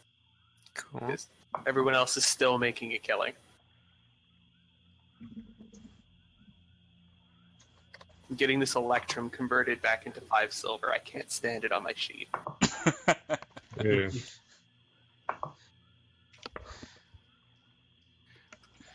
But An Electrum uncommonly is used more currency. historically accurate because that was actually ever used as currency. No, no, no. We Platinum? like No, our no, no, no. we like our thin foil coins. More historically accurate than platinum, absolutely, but By a large margin. there's a lot of coins we could include that would be more historically appropriate than Electrum. Yes. Well, that is Alright. also true. Clay. What's like a pound of spice go for? A clay cow. A few aluminum coins. It's making aluminum pretty hard. Or holy shit! Did you ever bother selling Dethel's tea? Oh yeah, he did have a bunch of tea. Yeah. He had a pound of tea, and that goes for full price. Well, is We that should bottle definitely of sell wine included? Because that's 10 gold pieces.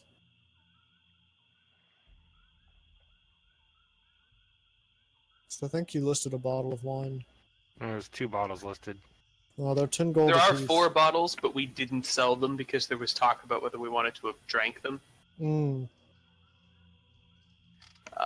We do drink a lot of alcohol in this party. I'm thinking we just hold on to those and we use them to forget. How do people feel about that? Sounds good. Just wanted to bring them up. Alright.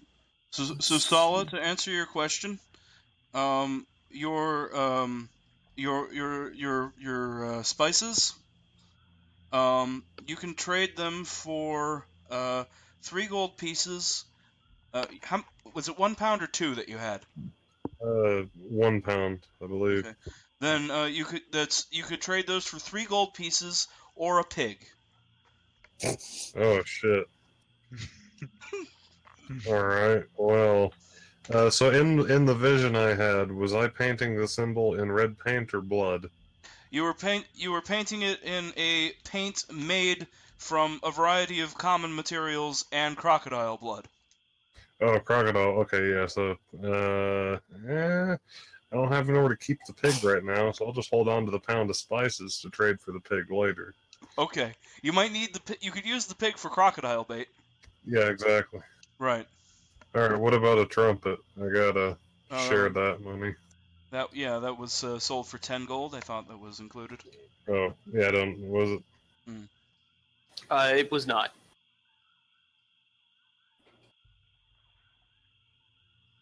So 2 more gold each, people who got money. Cool. People who got money. The rest of you are still coming out way ahead. Yeah. Okay. So Oh, You- and the 2 pounds of copper.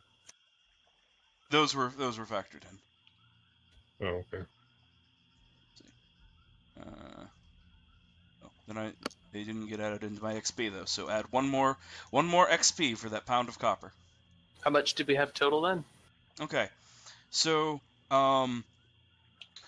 for your loot, this is the amount that gets divided. Well, I'll just go ahead and divide it. There's 7 players, yes. Mhm. So you each get 418 XP from loot. Yay.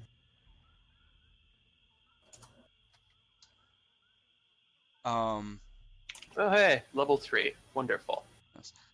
But wait, there's more. Kildrak for befriending the ghost of Ella, and gaining her trust, you gain an additional 50 XP. 50? 50. Cool. Phil Sticker, for retrieving and hiding and not destroying Gottfried's cursed journal number 3, you gain 100 XP.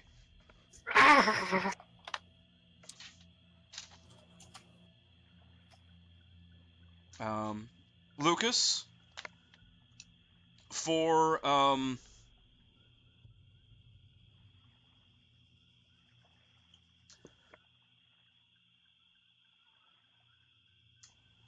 for everything you did with the Aleph and the lab and finding the lab's location and mapping the thing, the house, you get 100 XP. Oh, very nice. Thank you.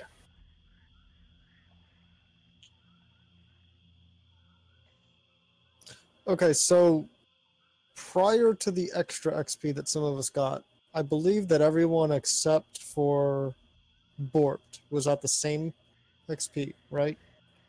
No, I I think get- I was different from other people because I missed a session, I think. Mm-hmm. I missed a session as well. Okay. So, I think I've got like 2 more from gold I didn't share. Do I get any extra XP for finally getting to level 2 with the character? I'm afraid You that should. getting XP does not get you additional XP, but I mean, am happy that in you a have made it to roundabout level way 2. it does. I am happy though that you finally made it to level 2. I'm just You made it to level 2 and there's nobody there with you. No, I still am because I'm 10 XP away from 3. I'm 890 out of 900. So Oh. that's just the way it goes sometimes. It's fine. Mm-hmm. Well, for some reason, I can't edit the part of my character sheet that has my level, but I'll edit the rest.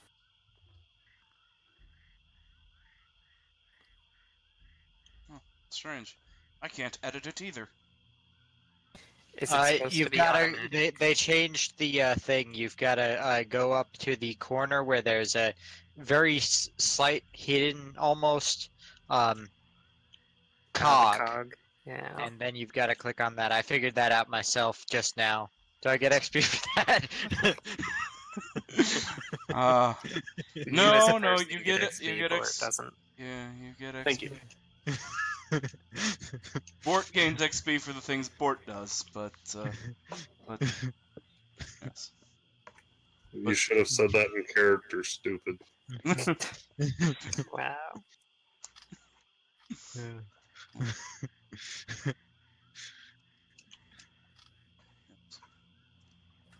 So all right.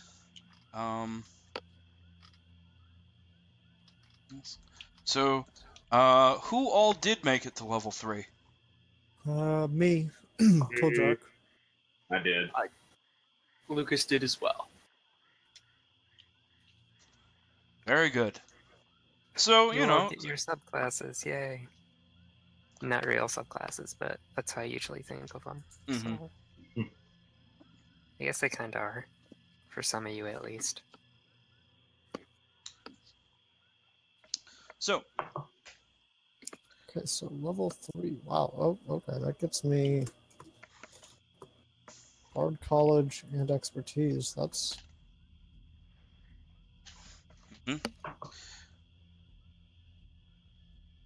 So I guess we can go ahead and take care of those level ups right now. That shouldn't take too long. Yeah. It I got to says if you- decide if I want to actually become a real warlock or if I want a multi-class.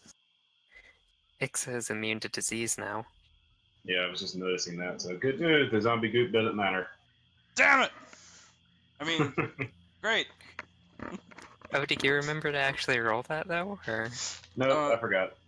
I was waiting until nightfall when we do all the other. Oh, fair.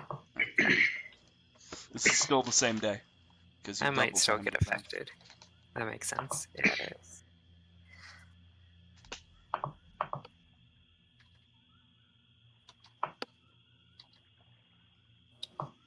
Okay.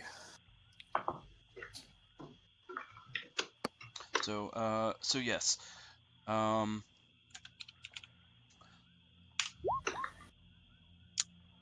I should not have rolled. Yes, well, that is. You do add your What did you get, a constitution 1? if you have any.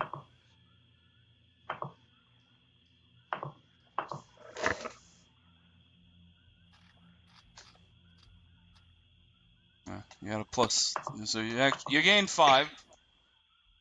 So Oh, that's not bad. Bad for a frontline fighter.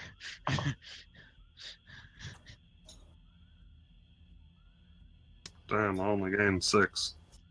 mm-hmm.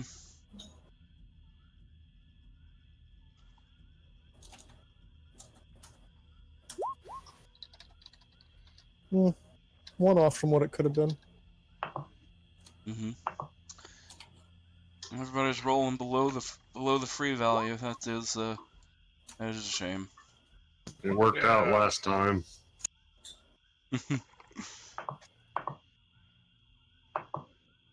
All right. Okay, that's fine. Should have just took the. Should have just took it. Mm-hmm. I still feel good about 25. That's a good number. Elsiker has 25 hit points. Jeez. Yeah. And if I would have took it, I would have been at 24. I'm at 29. All right. You guys are getting up there. You're going to be much more tough and able to take a hit, and better able to drive deep into the swamp. What I'm hearing is that we're going to be dealing with much, much meaner enemies. Well, not while you're. No, not at all. Because I'm gonna be using the same encounter table. I mean, there's an Alep on there now, so you gotta watch out for that thing, because that can still like, if it wanted to use like its actual attacks, it could fuck you up. But let's see. So now, okay, so expertise is one of the things that I get. yes, that is a great power. So okay, so I choose 2 of my skill proficiencies. Now, is that the ones that I chose to be actually proficient in versus Jack of all trades? Yes. So I believe it does Okay. have to be the ones you actually have a proficiency in. Okay. Yeah. Just wanted Yes, to you're not actually proficient in those. You're just adding a bonus when you aren't adding proficiency. Mm-hmm. Right. And it is more or less to any d20 roll that you are not adding your proficiency bonus to. It's really nice. Yeah. And yeah, if the skill options there, if you select where it says normal, you can add expertise on that. I was looking for just that. Yeah. So Okay. so like if you go to acrobatics and click the normal, it's got just as an example. Now I just have to decide which one to do. I believe you get 2. Yes, I get 2 at 3rd level. Right. So yeah. So you need to decide which 2 to do.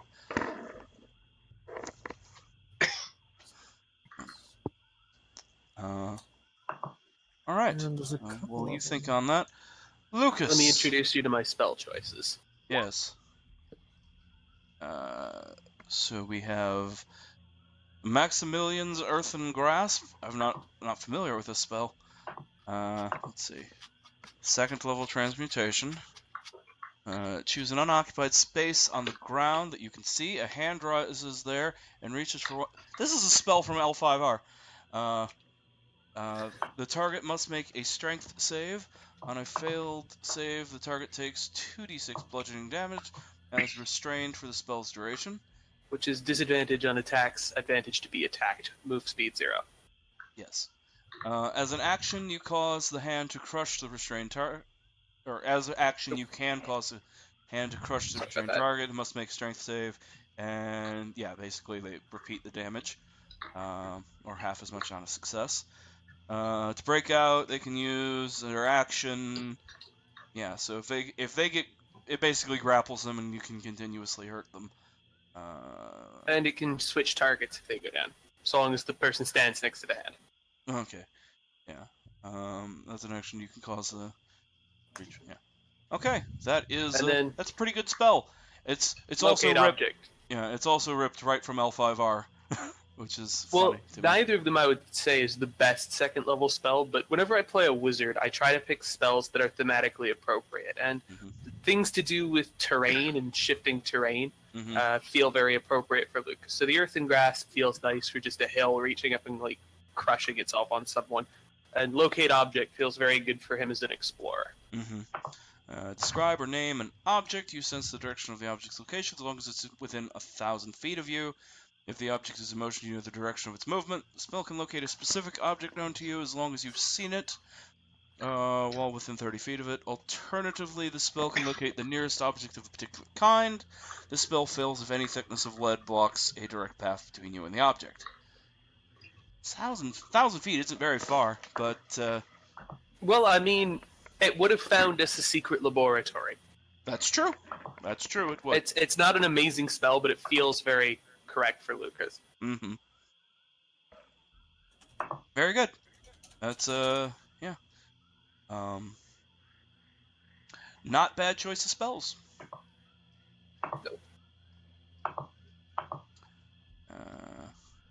This is something I hope for, that if Lucas dies and I bring in another wizard by coincidence, the way they play will feel very different because I'll have picked spells based on their personality and ambitions. Although, if you do play another wizard, the party might have recovered Lucas's spellbook, and therefore his spells will be his spells plus Lucas's spells. And this is how you gain all the spells in the book and be the ultimate wizard. Well, if I have the money to scribe them all. That's true. That's true. But Okay. So, what else? Does Lucas gain anything else at level 3 other than more spells? he doesn't gain anything else, but I will be using one of those to prepare a greater healing potion. Okay. That's right, because you have, you can do that. Okay. Yeah. So, let's see, who else is leveling up? Corandir, what's going on with our ranger? Oh, let's see here. Specializing as an archer. Hmm? Gonna take for spells and Starling Strike and Hunter's Mark. Okay. Yep. Hunter's Mark is the favorite of the ranger, as I understand.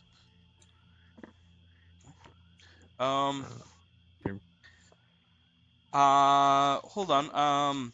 Oh, it looks like you didn't update your actual experience on your points on your character sheet. Did it not take it? Well, it says you still have like 607. That's it.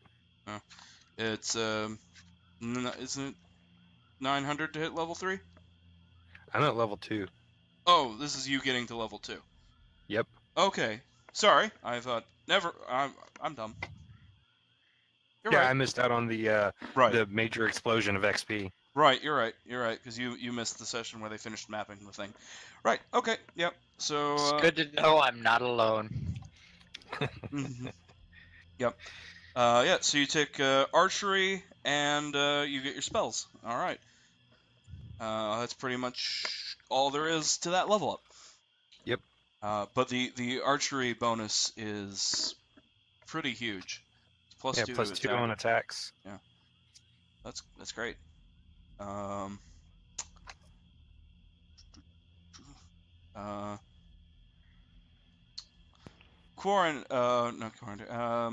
Gildrack, did you choose your expertise?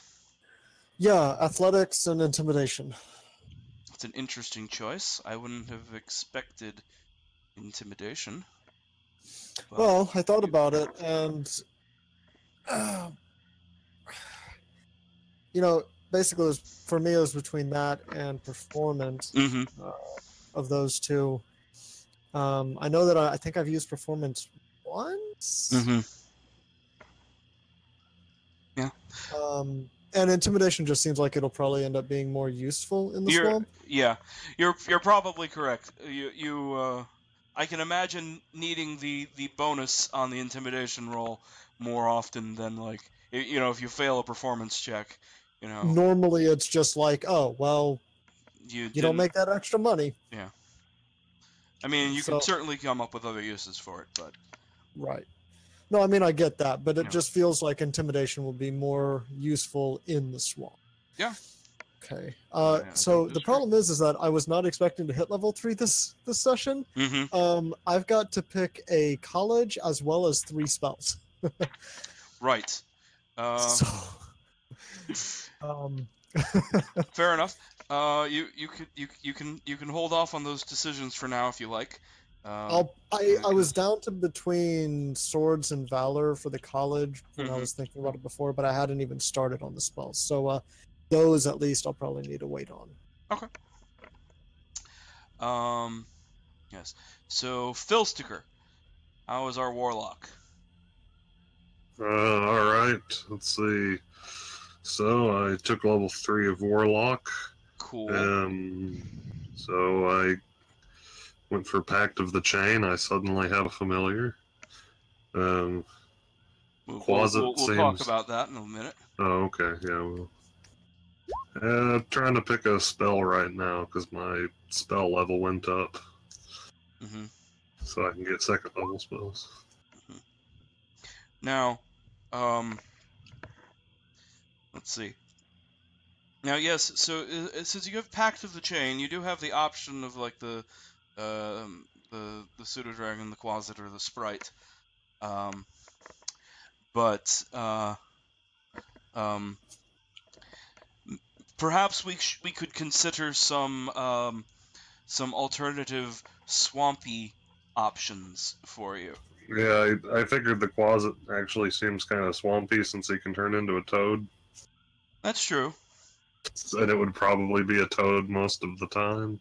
Right. Or else if it turns into a closet, then Lucas is going to like immediately point out, "Hey, you're got a demon on your shoulder. I should probably like report you to the authorities."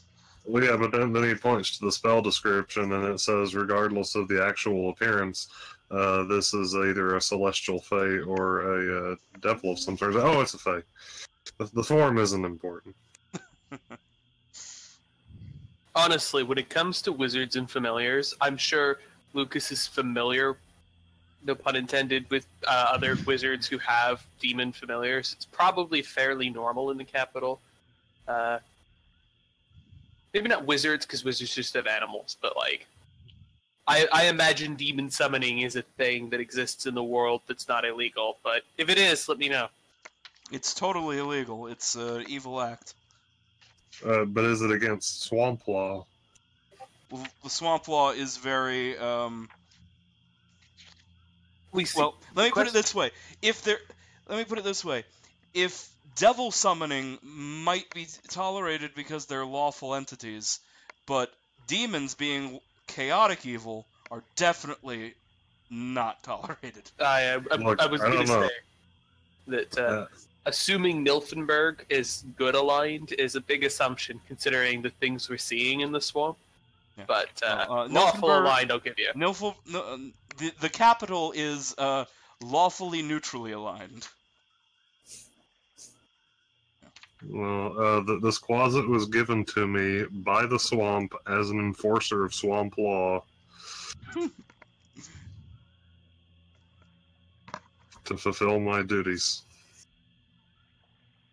But swamp law would imply lawfulness. Yeah. So it wouldn't be it would be a very unhappy closet. It just won't wear its uniform. It's fine. Right. So I'm picking it entirely based on appearance and the fact that it can turn into a toad. Mm-hmm. Yeah. Lucas is also going to buy a pearl before we go to bed. Okay. I will go ahead and throw out the option of, even though it is larger than most other familiar options. You can totally have a Scumboggle familiar if you want. Yeah, and I should totally take the Scumboggle, but I don't want to. Totally want you to It's- take the Scumboggle, but okay. I know you do, but I'm sorry. It's awkward because it's like a small green humanoid that isn't a goblin, but also isn't a weird frog dinosaur like the Quasit. Right. So it's like I'm a goblin and I have this familiar that's a less intense goblin. Instead, I'll have a familiar who's a more intense, smaller goblin. I guess I understand. If you want to say he's a Scumboggle, that's okay. No, that's fine. You can choose. You can choose your familiar. He's a swamp Quasit. That's better, right? I suppose. A quasi-quasit. Yeah. Truth is, Filster doesn't really like Scumboggles. They're gross. Just And because they've got they noses. yeah, just because they're covered in mucus all the time doesn't make them inherently gross. I mean, yeah, it kind of does, but you know, just it's not their fault. They're dirt. And I've been imagining them as like genuinely looking like human children. So, you know, children aren't cool. Well, they are kind of like they do look very much like human children, but in a more slightly monstrous. You've seen Galaxy Quest, right? Not recently. Do you remember the little alien children things? No. Okay. That's a shame. That scene was priceless. Yeah. Oh, So- wait. I Yeah. died in scene 23. Yeah. Yeah, so they kind of look like that, except they do have like some dark stringy hair on the top of their heads, and they're green instead of like a bluish gray. But they're kind of like that, except they can be pacified with cheese. Yeah, I'll just keep carrying cheese. Yes. Okay, so I have,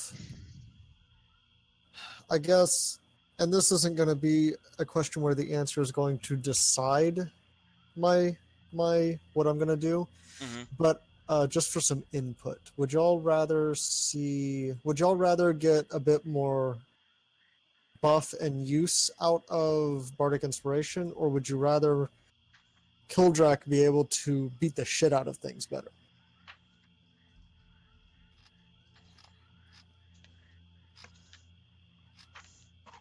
So basically, more frontline or more buff. Well, Yeah. frontline wise, we've got Kildrak and Silas and Bort, right? Yeah. So And Ixa. I'm sorry, I forgot Ixa. Your icon is darkest, so when I was glancing up at the screen, I kind of didn't see it. It blends in with the boat. So I was trying to verify mentally. We do have a decent scattering of frontline people. So if we encounter more situations like the doorway there, it probably would be better for you to have enhanced buffing powers. Okay. I'm not gonna do this one for sure. But it would help you wrestle crocodiles better. No, but it would help me stab them better.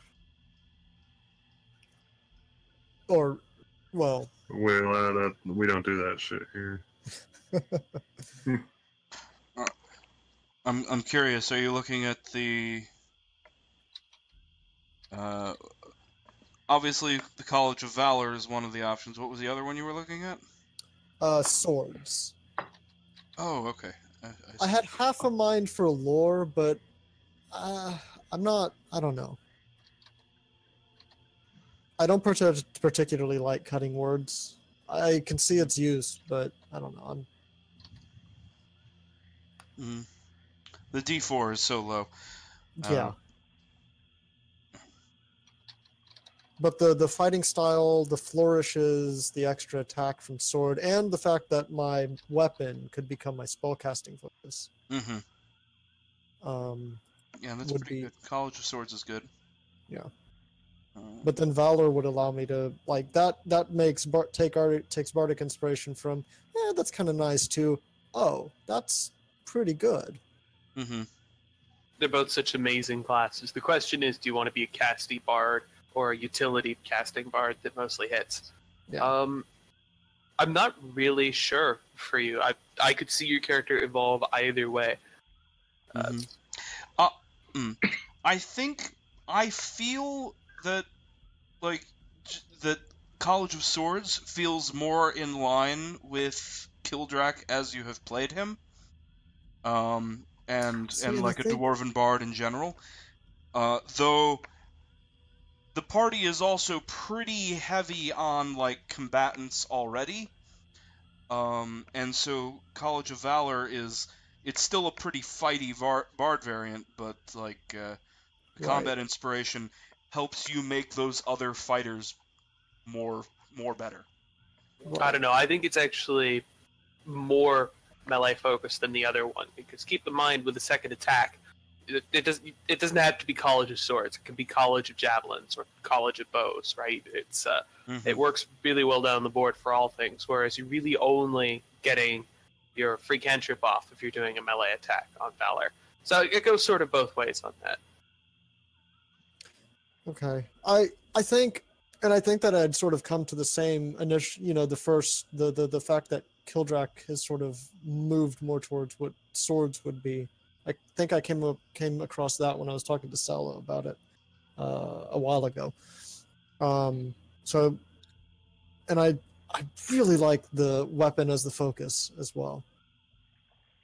I think I'm probably going to go that way. It's tough because there's a valid argument either way. I think you should go swords. It feels more correct for Kildrak. Now, where the hell do I put this? Guess I would just go under traits?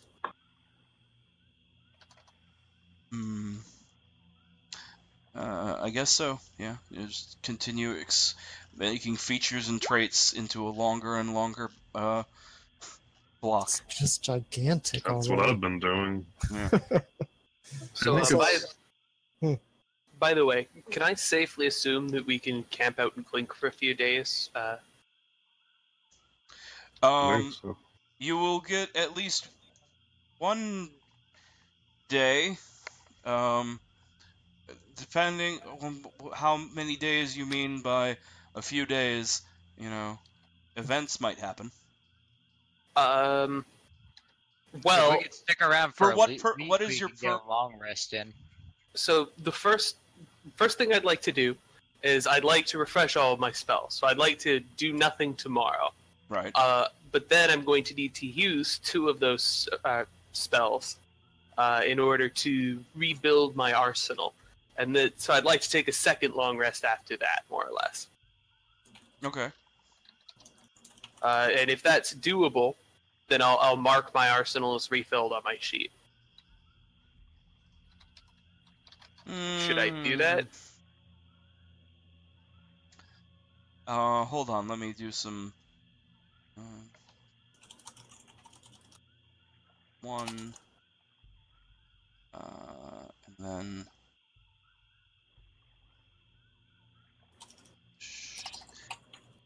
Two, and then the first long rest, and then stuff, and then take another long rest. Yes, you can do that. Wonderful, thank you. I think it's strange that on the Cloud of Daggers spell, they keep acting like it's bigger than one than one tile. They say you fill this air with spinning daggers in a cube 5 feet on each side, centered on a point you choose within range. So I read that and I thought, oh, okay, at higher levels, like the size of the cube must go up or something. But the damage goes up, so it's always just one square. Are you complaining that they don't describe the spell like a 4th edition thing by using like squares? No, I'm just saying it's kind of strange because it's like one spot or whatever. No, I'm actually looking at this potion of greater healing. Like, it's probably too much for Lucas. How many hit points do people in the party who aren't Lucas have? 29. All right, I should keep a hold of it then. And I think I've got the most. Lucas still only has 13. Ooh. Oh, that's rough. Well, he's a wizard with 6 con. I took toughness, but Yeah, nice. Yeah, jeez. Oh my god. Let's And a wizard. don't get looked at too hard. I actually got spoken to, and it almost killed me. Yeah, don't breathe any warm air. Yes. So Ixa, you also hit level 3, yes? So Yes. So what happens to our paladin? Okay, she gets another spell slot, although I don't think I get any more that I can prepare right now. Other than that, I had to pick an oath. I think, yeah, Sacred Oath. Oh, well, before I get to that, yeah, Divine Health, so she's immune to disease now, so that's nice. But, yeah, Sacred Oath. Looking at, I only have the SRD to look at as a reference, but there were a number of them listed that were, I guess, party. Anyway, the one that I wanted to use is the Oath of Perfection, which I can link if you don't have that. I don't have that. That's not in Xanathar's guide. What book is that from? I have no idea. It's on the SRD web. I don't know if this is even official, or not, but I just sent the link to it. It doesn't look overpowered to me, but I really don't have a great feeling for that. Let's see. What is this from?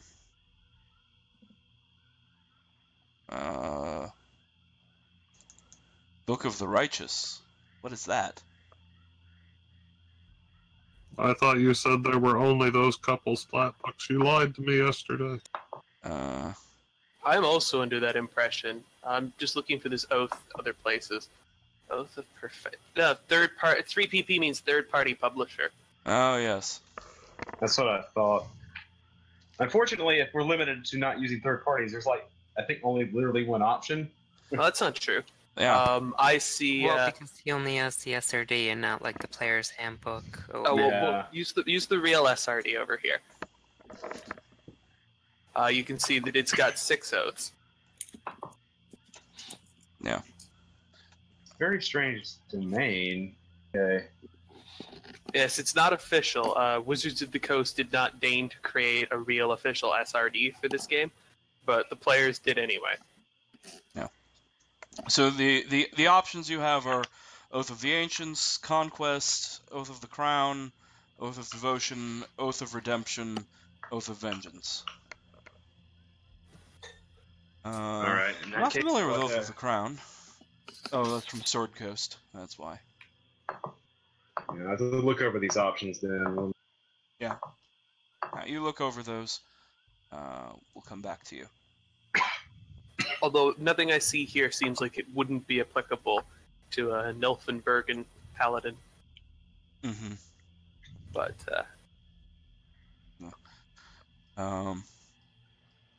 Yeah, but Ixa isn't from Nilfenberg. Nope. Yeah, so I don't know what kind of oath a koboldish paladin will take. I suppose we'll learn.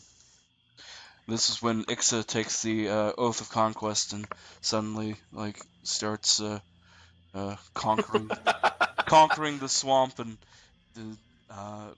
bringing the the natives under her command, and No. building a giant black fortress in the heart of the swamp, from which to conquer the rest of the world, challenge the Empire's might.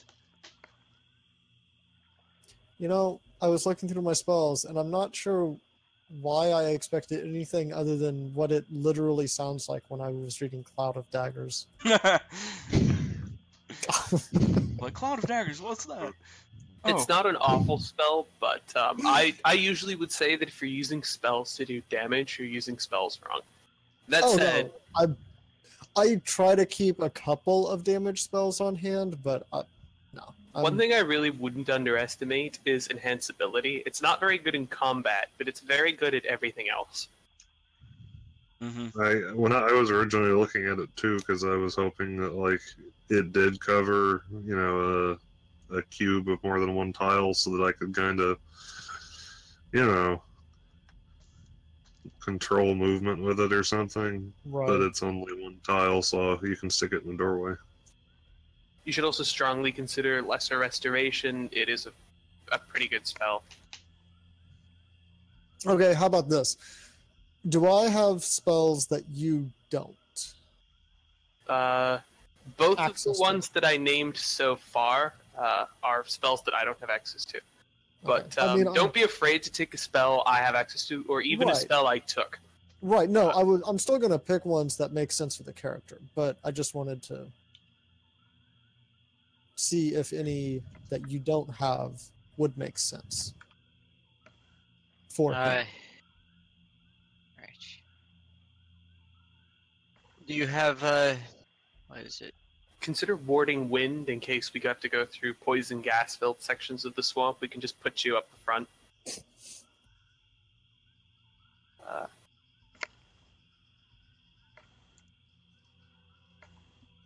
Obvious joke is obvious. Yes, You have Xanathar's Guide. I do. Do you need me to look something up? I mean the spell peoples. No, I don't see that. Well, If it will be included in the spells on this list. okay, Xanathar's Guide has a bunch of extra spells, so those might be worth looking at. Oh, I see. No, okay. Most of them are inferior, but some of them are good. They're included on the list that I linked here. Cool. Like I said, most of them are notably inferior to the spells in the main book, but some of them are quite nice, and they're also very flavorful in general. You can have a lot of fun with Skywrite. Yeah, that entertained me. But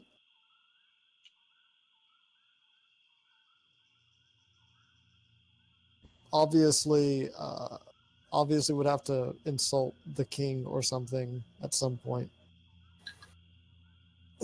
With that. Oh, I don't Empire, think- so he must be an emperor. Oh, okay. Emperor.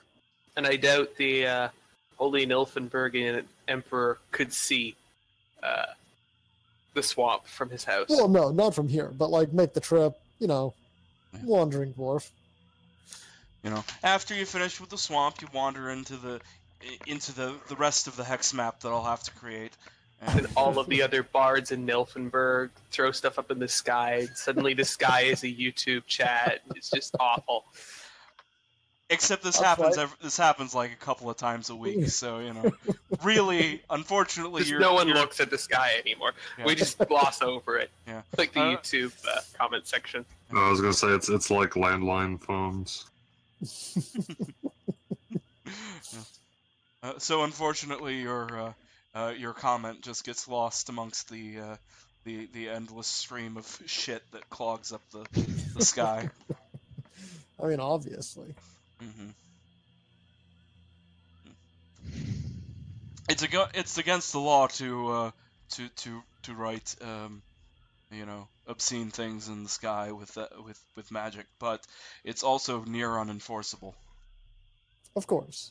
You might also really enjoy Calm Emotions. It's a really good spell because like half the people in that will just like no longer want half the creatures in it will just no longer want to hurt us, or like any of the failed or save. And you know, it's a charisma save, so you could basically just have the undead be like, whatever. The ones that I can't frighten away with the flute. Mm-hmm. That's pretty good. I think So like combining calm emotions and your flute, you're just like, I control how you feel. You don't know how you feel. I tell you. How And if the rest of us are like screaming and run away, you can be like, guys, chill. Yeah. Can anyone else? I mean, I assume Ixa, unless Ixa ends up with an oath or something that doesn't allow it, that Ixa can heal conditions, diseases, and such. I don't have any spells for that. Okay. Yeah, But- but lay on hands. Yeah. so- Yeah. So if they don't use it, if Ixa doesn't use her Lay of Hands for anything else, now that she's 3rd level, she can cure 3 diseases per long rest with Lay of Okay. Hands. If she doesn't use her Lay of Hands for any healing, because basically it trades 5 points of healings for a cure disease. Okay.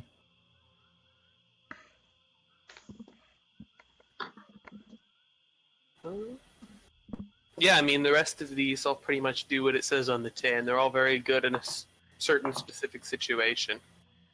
I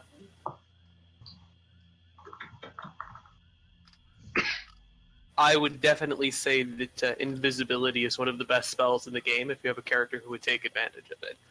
I don't know if we do though. It's especially fun if you have a familiar, because you can make your familiar invisible and send it to scout. Right. But I don't know that I we guess have spells anyone are- who can. We have two people with like 5 stealth. So. Oh shit. Okay. Fair enough. Yeah, and for the same reason we have a lot of people, I didn't take knock, otherwise it would have been on my short list of great spells. But we don't really need it because we've got a couple of lockpickers. Right. And if all else fails, we've got Bardic Knock. And if all else fails, you have Fighter Knock, which you used on that wall. You know what? Blindness, deafness is pretty good. It's not like super amazing, but it's pretty good. I would say it's probably better than Whole Person, but it's really depending on whether you think we're going to fight more things with High Con or High Wiz. They're basically the same thing, otherwise. I've got a feeling we're going to be facing more things with High Con, but the things we face with High Wisdom are going to be like the friggin' Alip that just utterly devastate us.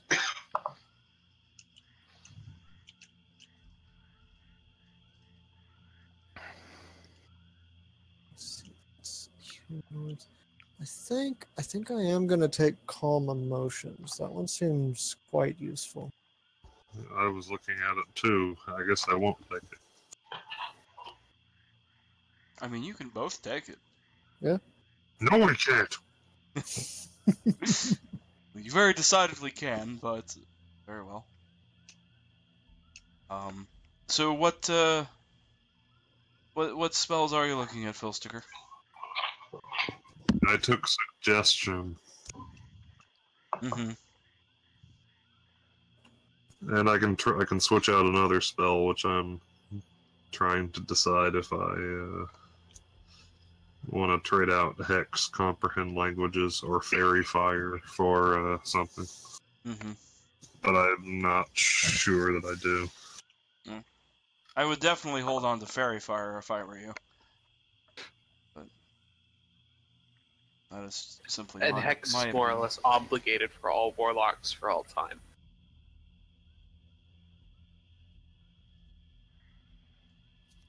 And Comprehend Languages, well, I'll be upset that I don't have it anymore when I need it.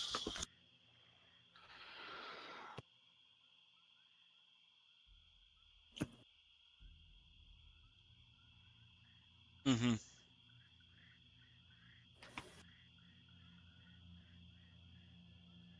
Also, you do have a horrible spooky magic book to read. And Who knows? He might have put some random shit in different languages.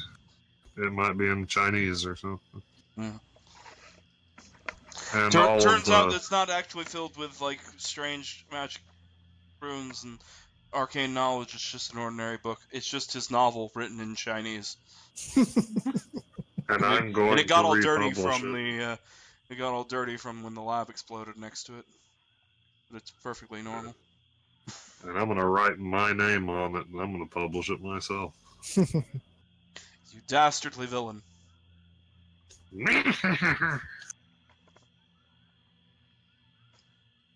And all of the other book spells listed on the Wikia thing are for casting on computers, so I guess I won't take them. Mm-hmm. Unless you want to invent the computer industry.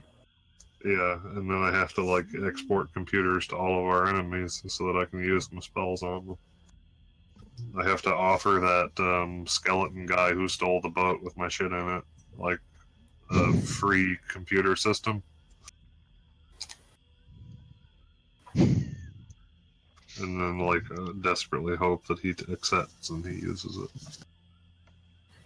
I think I'm going to take invisibility as my other one.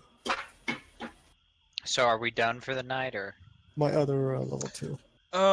Yeah, actually, since we're already at 1:30, my time, we're in like the last half hour of our scheduled block, and since loot and leveling up consumed our time, I'm not gonna like start another thing.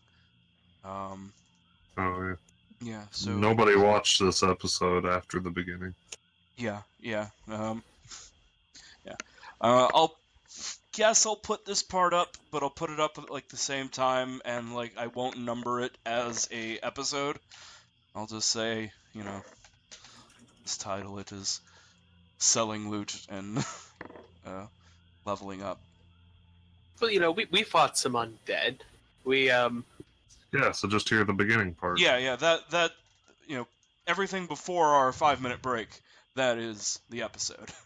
That's obviously going up.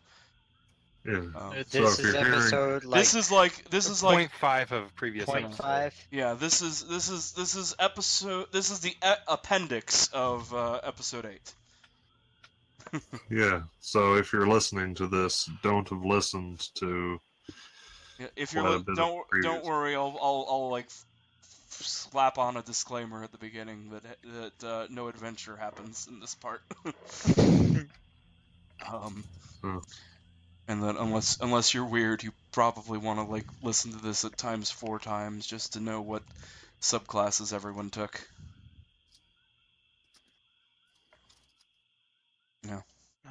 I mean, my character didn't do shit. I leveling up is easy when you're level 2 fighter because you literally only get one thing and you don't have a choice. Yeah. Sorry, Bort. spells do complicate the game. Yeah. It's one thing I've been really noticing with Skullmar, which I'm running for a regular tabletop group now as well as on the forum, Mm-hmm. is that removing spells from D&D does make it a much better game. The classes that they created are interesting and flavorful, and the adventures they have feel very, dramatic and appropriate. They've gotten ahead of where our forum party is. Our forum party is really slow, but Well, yes. You have Impending Doom as a player character. I as a was gonna player. say I thought you wanted to say it, but I wasn't sure if you were gonna say it. Yeah. Yes. Well, forum games are always slow, and Impending Doom makes them 3 times slower. well, I will drop. You hear them that? an That's ad the later. sound of nobody disagreeing. But I mean, that's I not have no opinion. I don't play everyone forum likes games. impending. I'm not saying.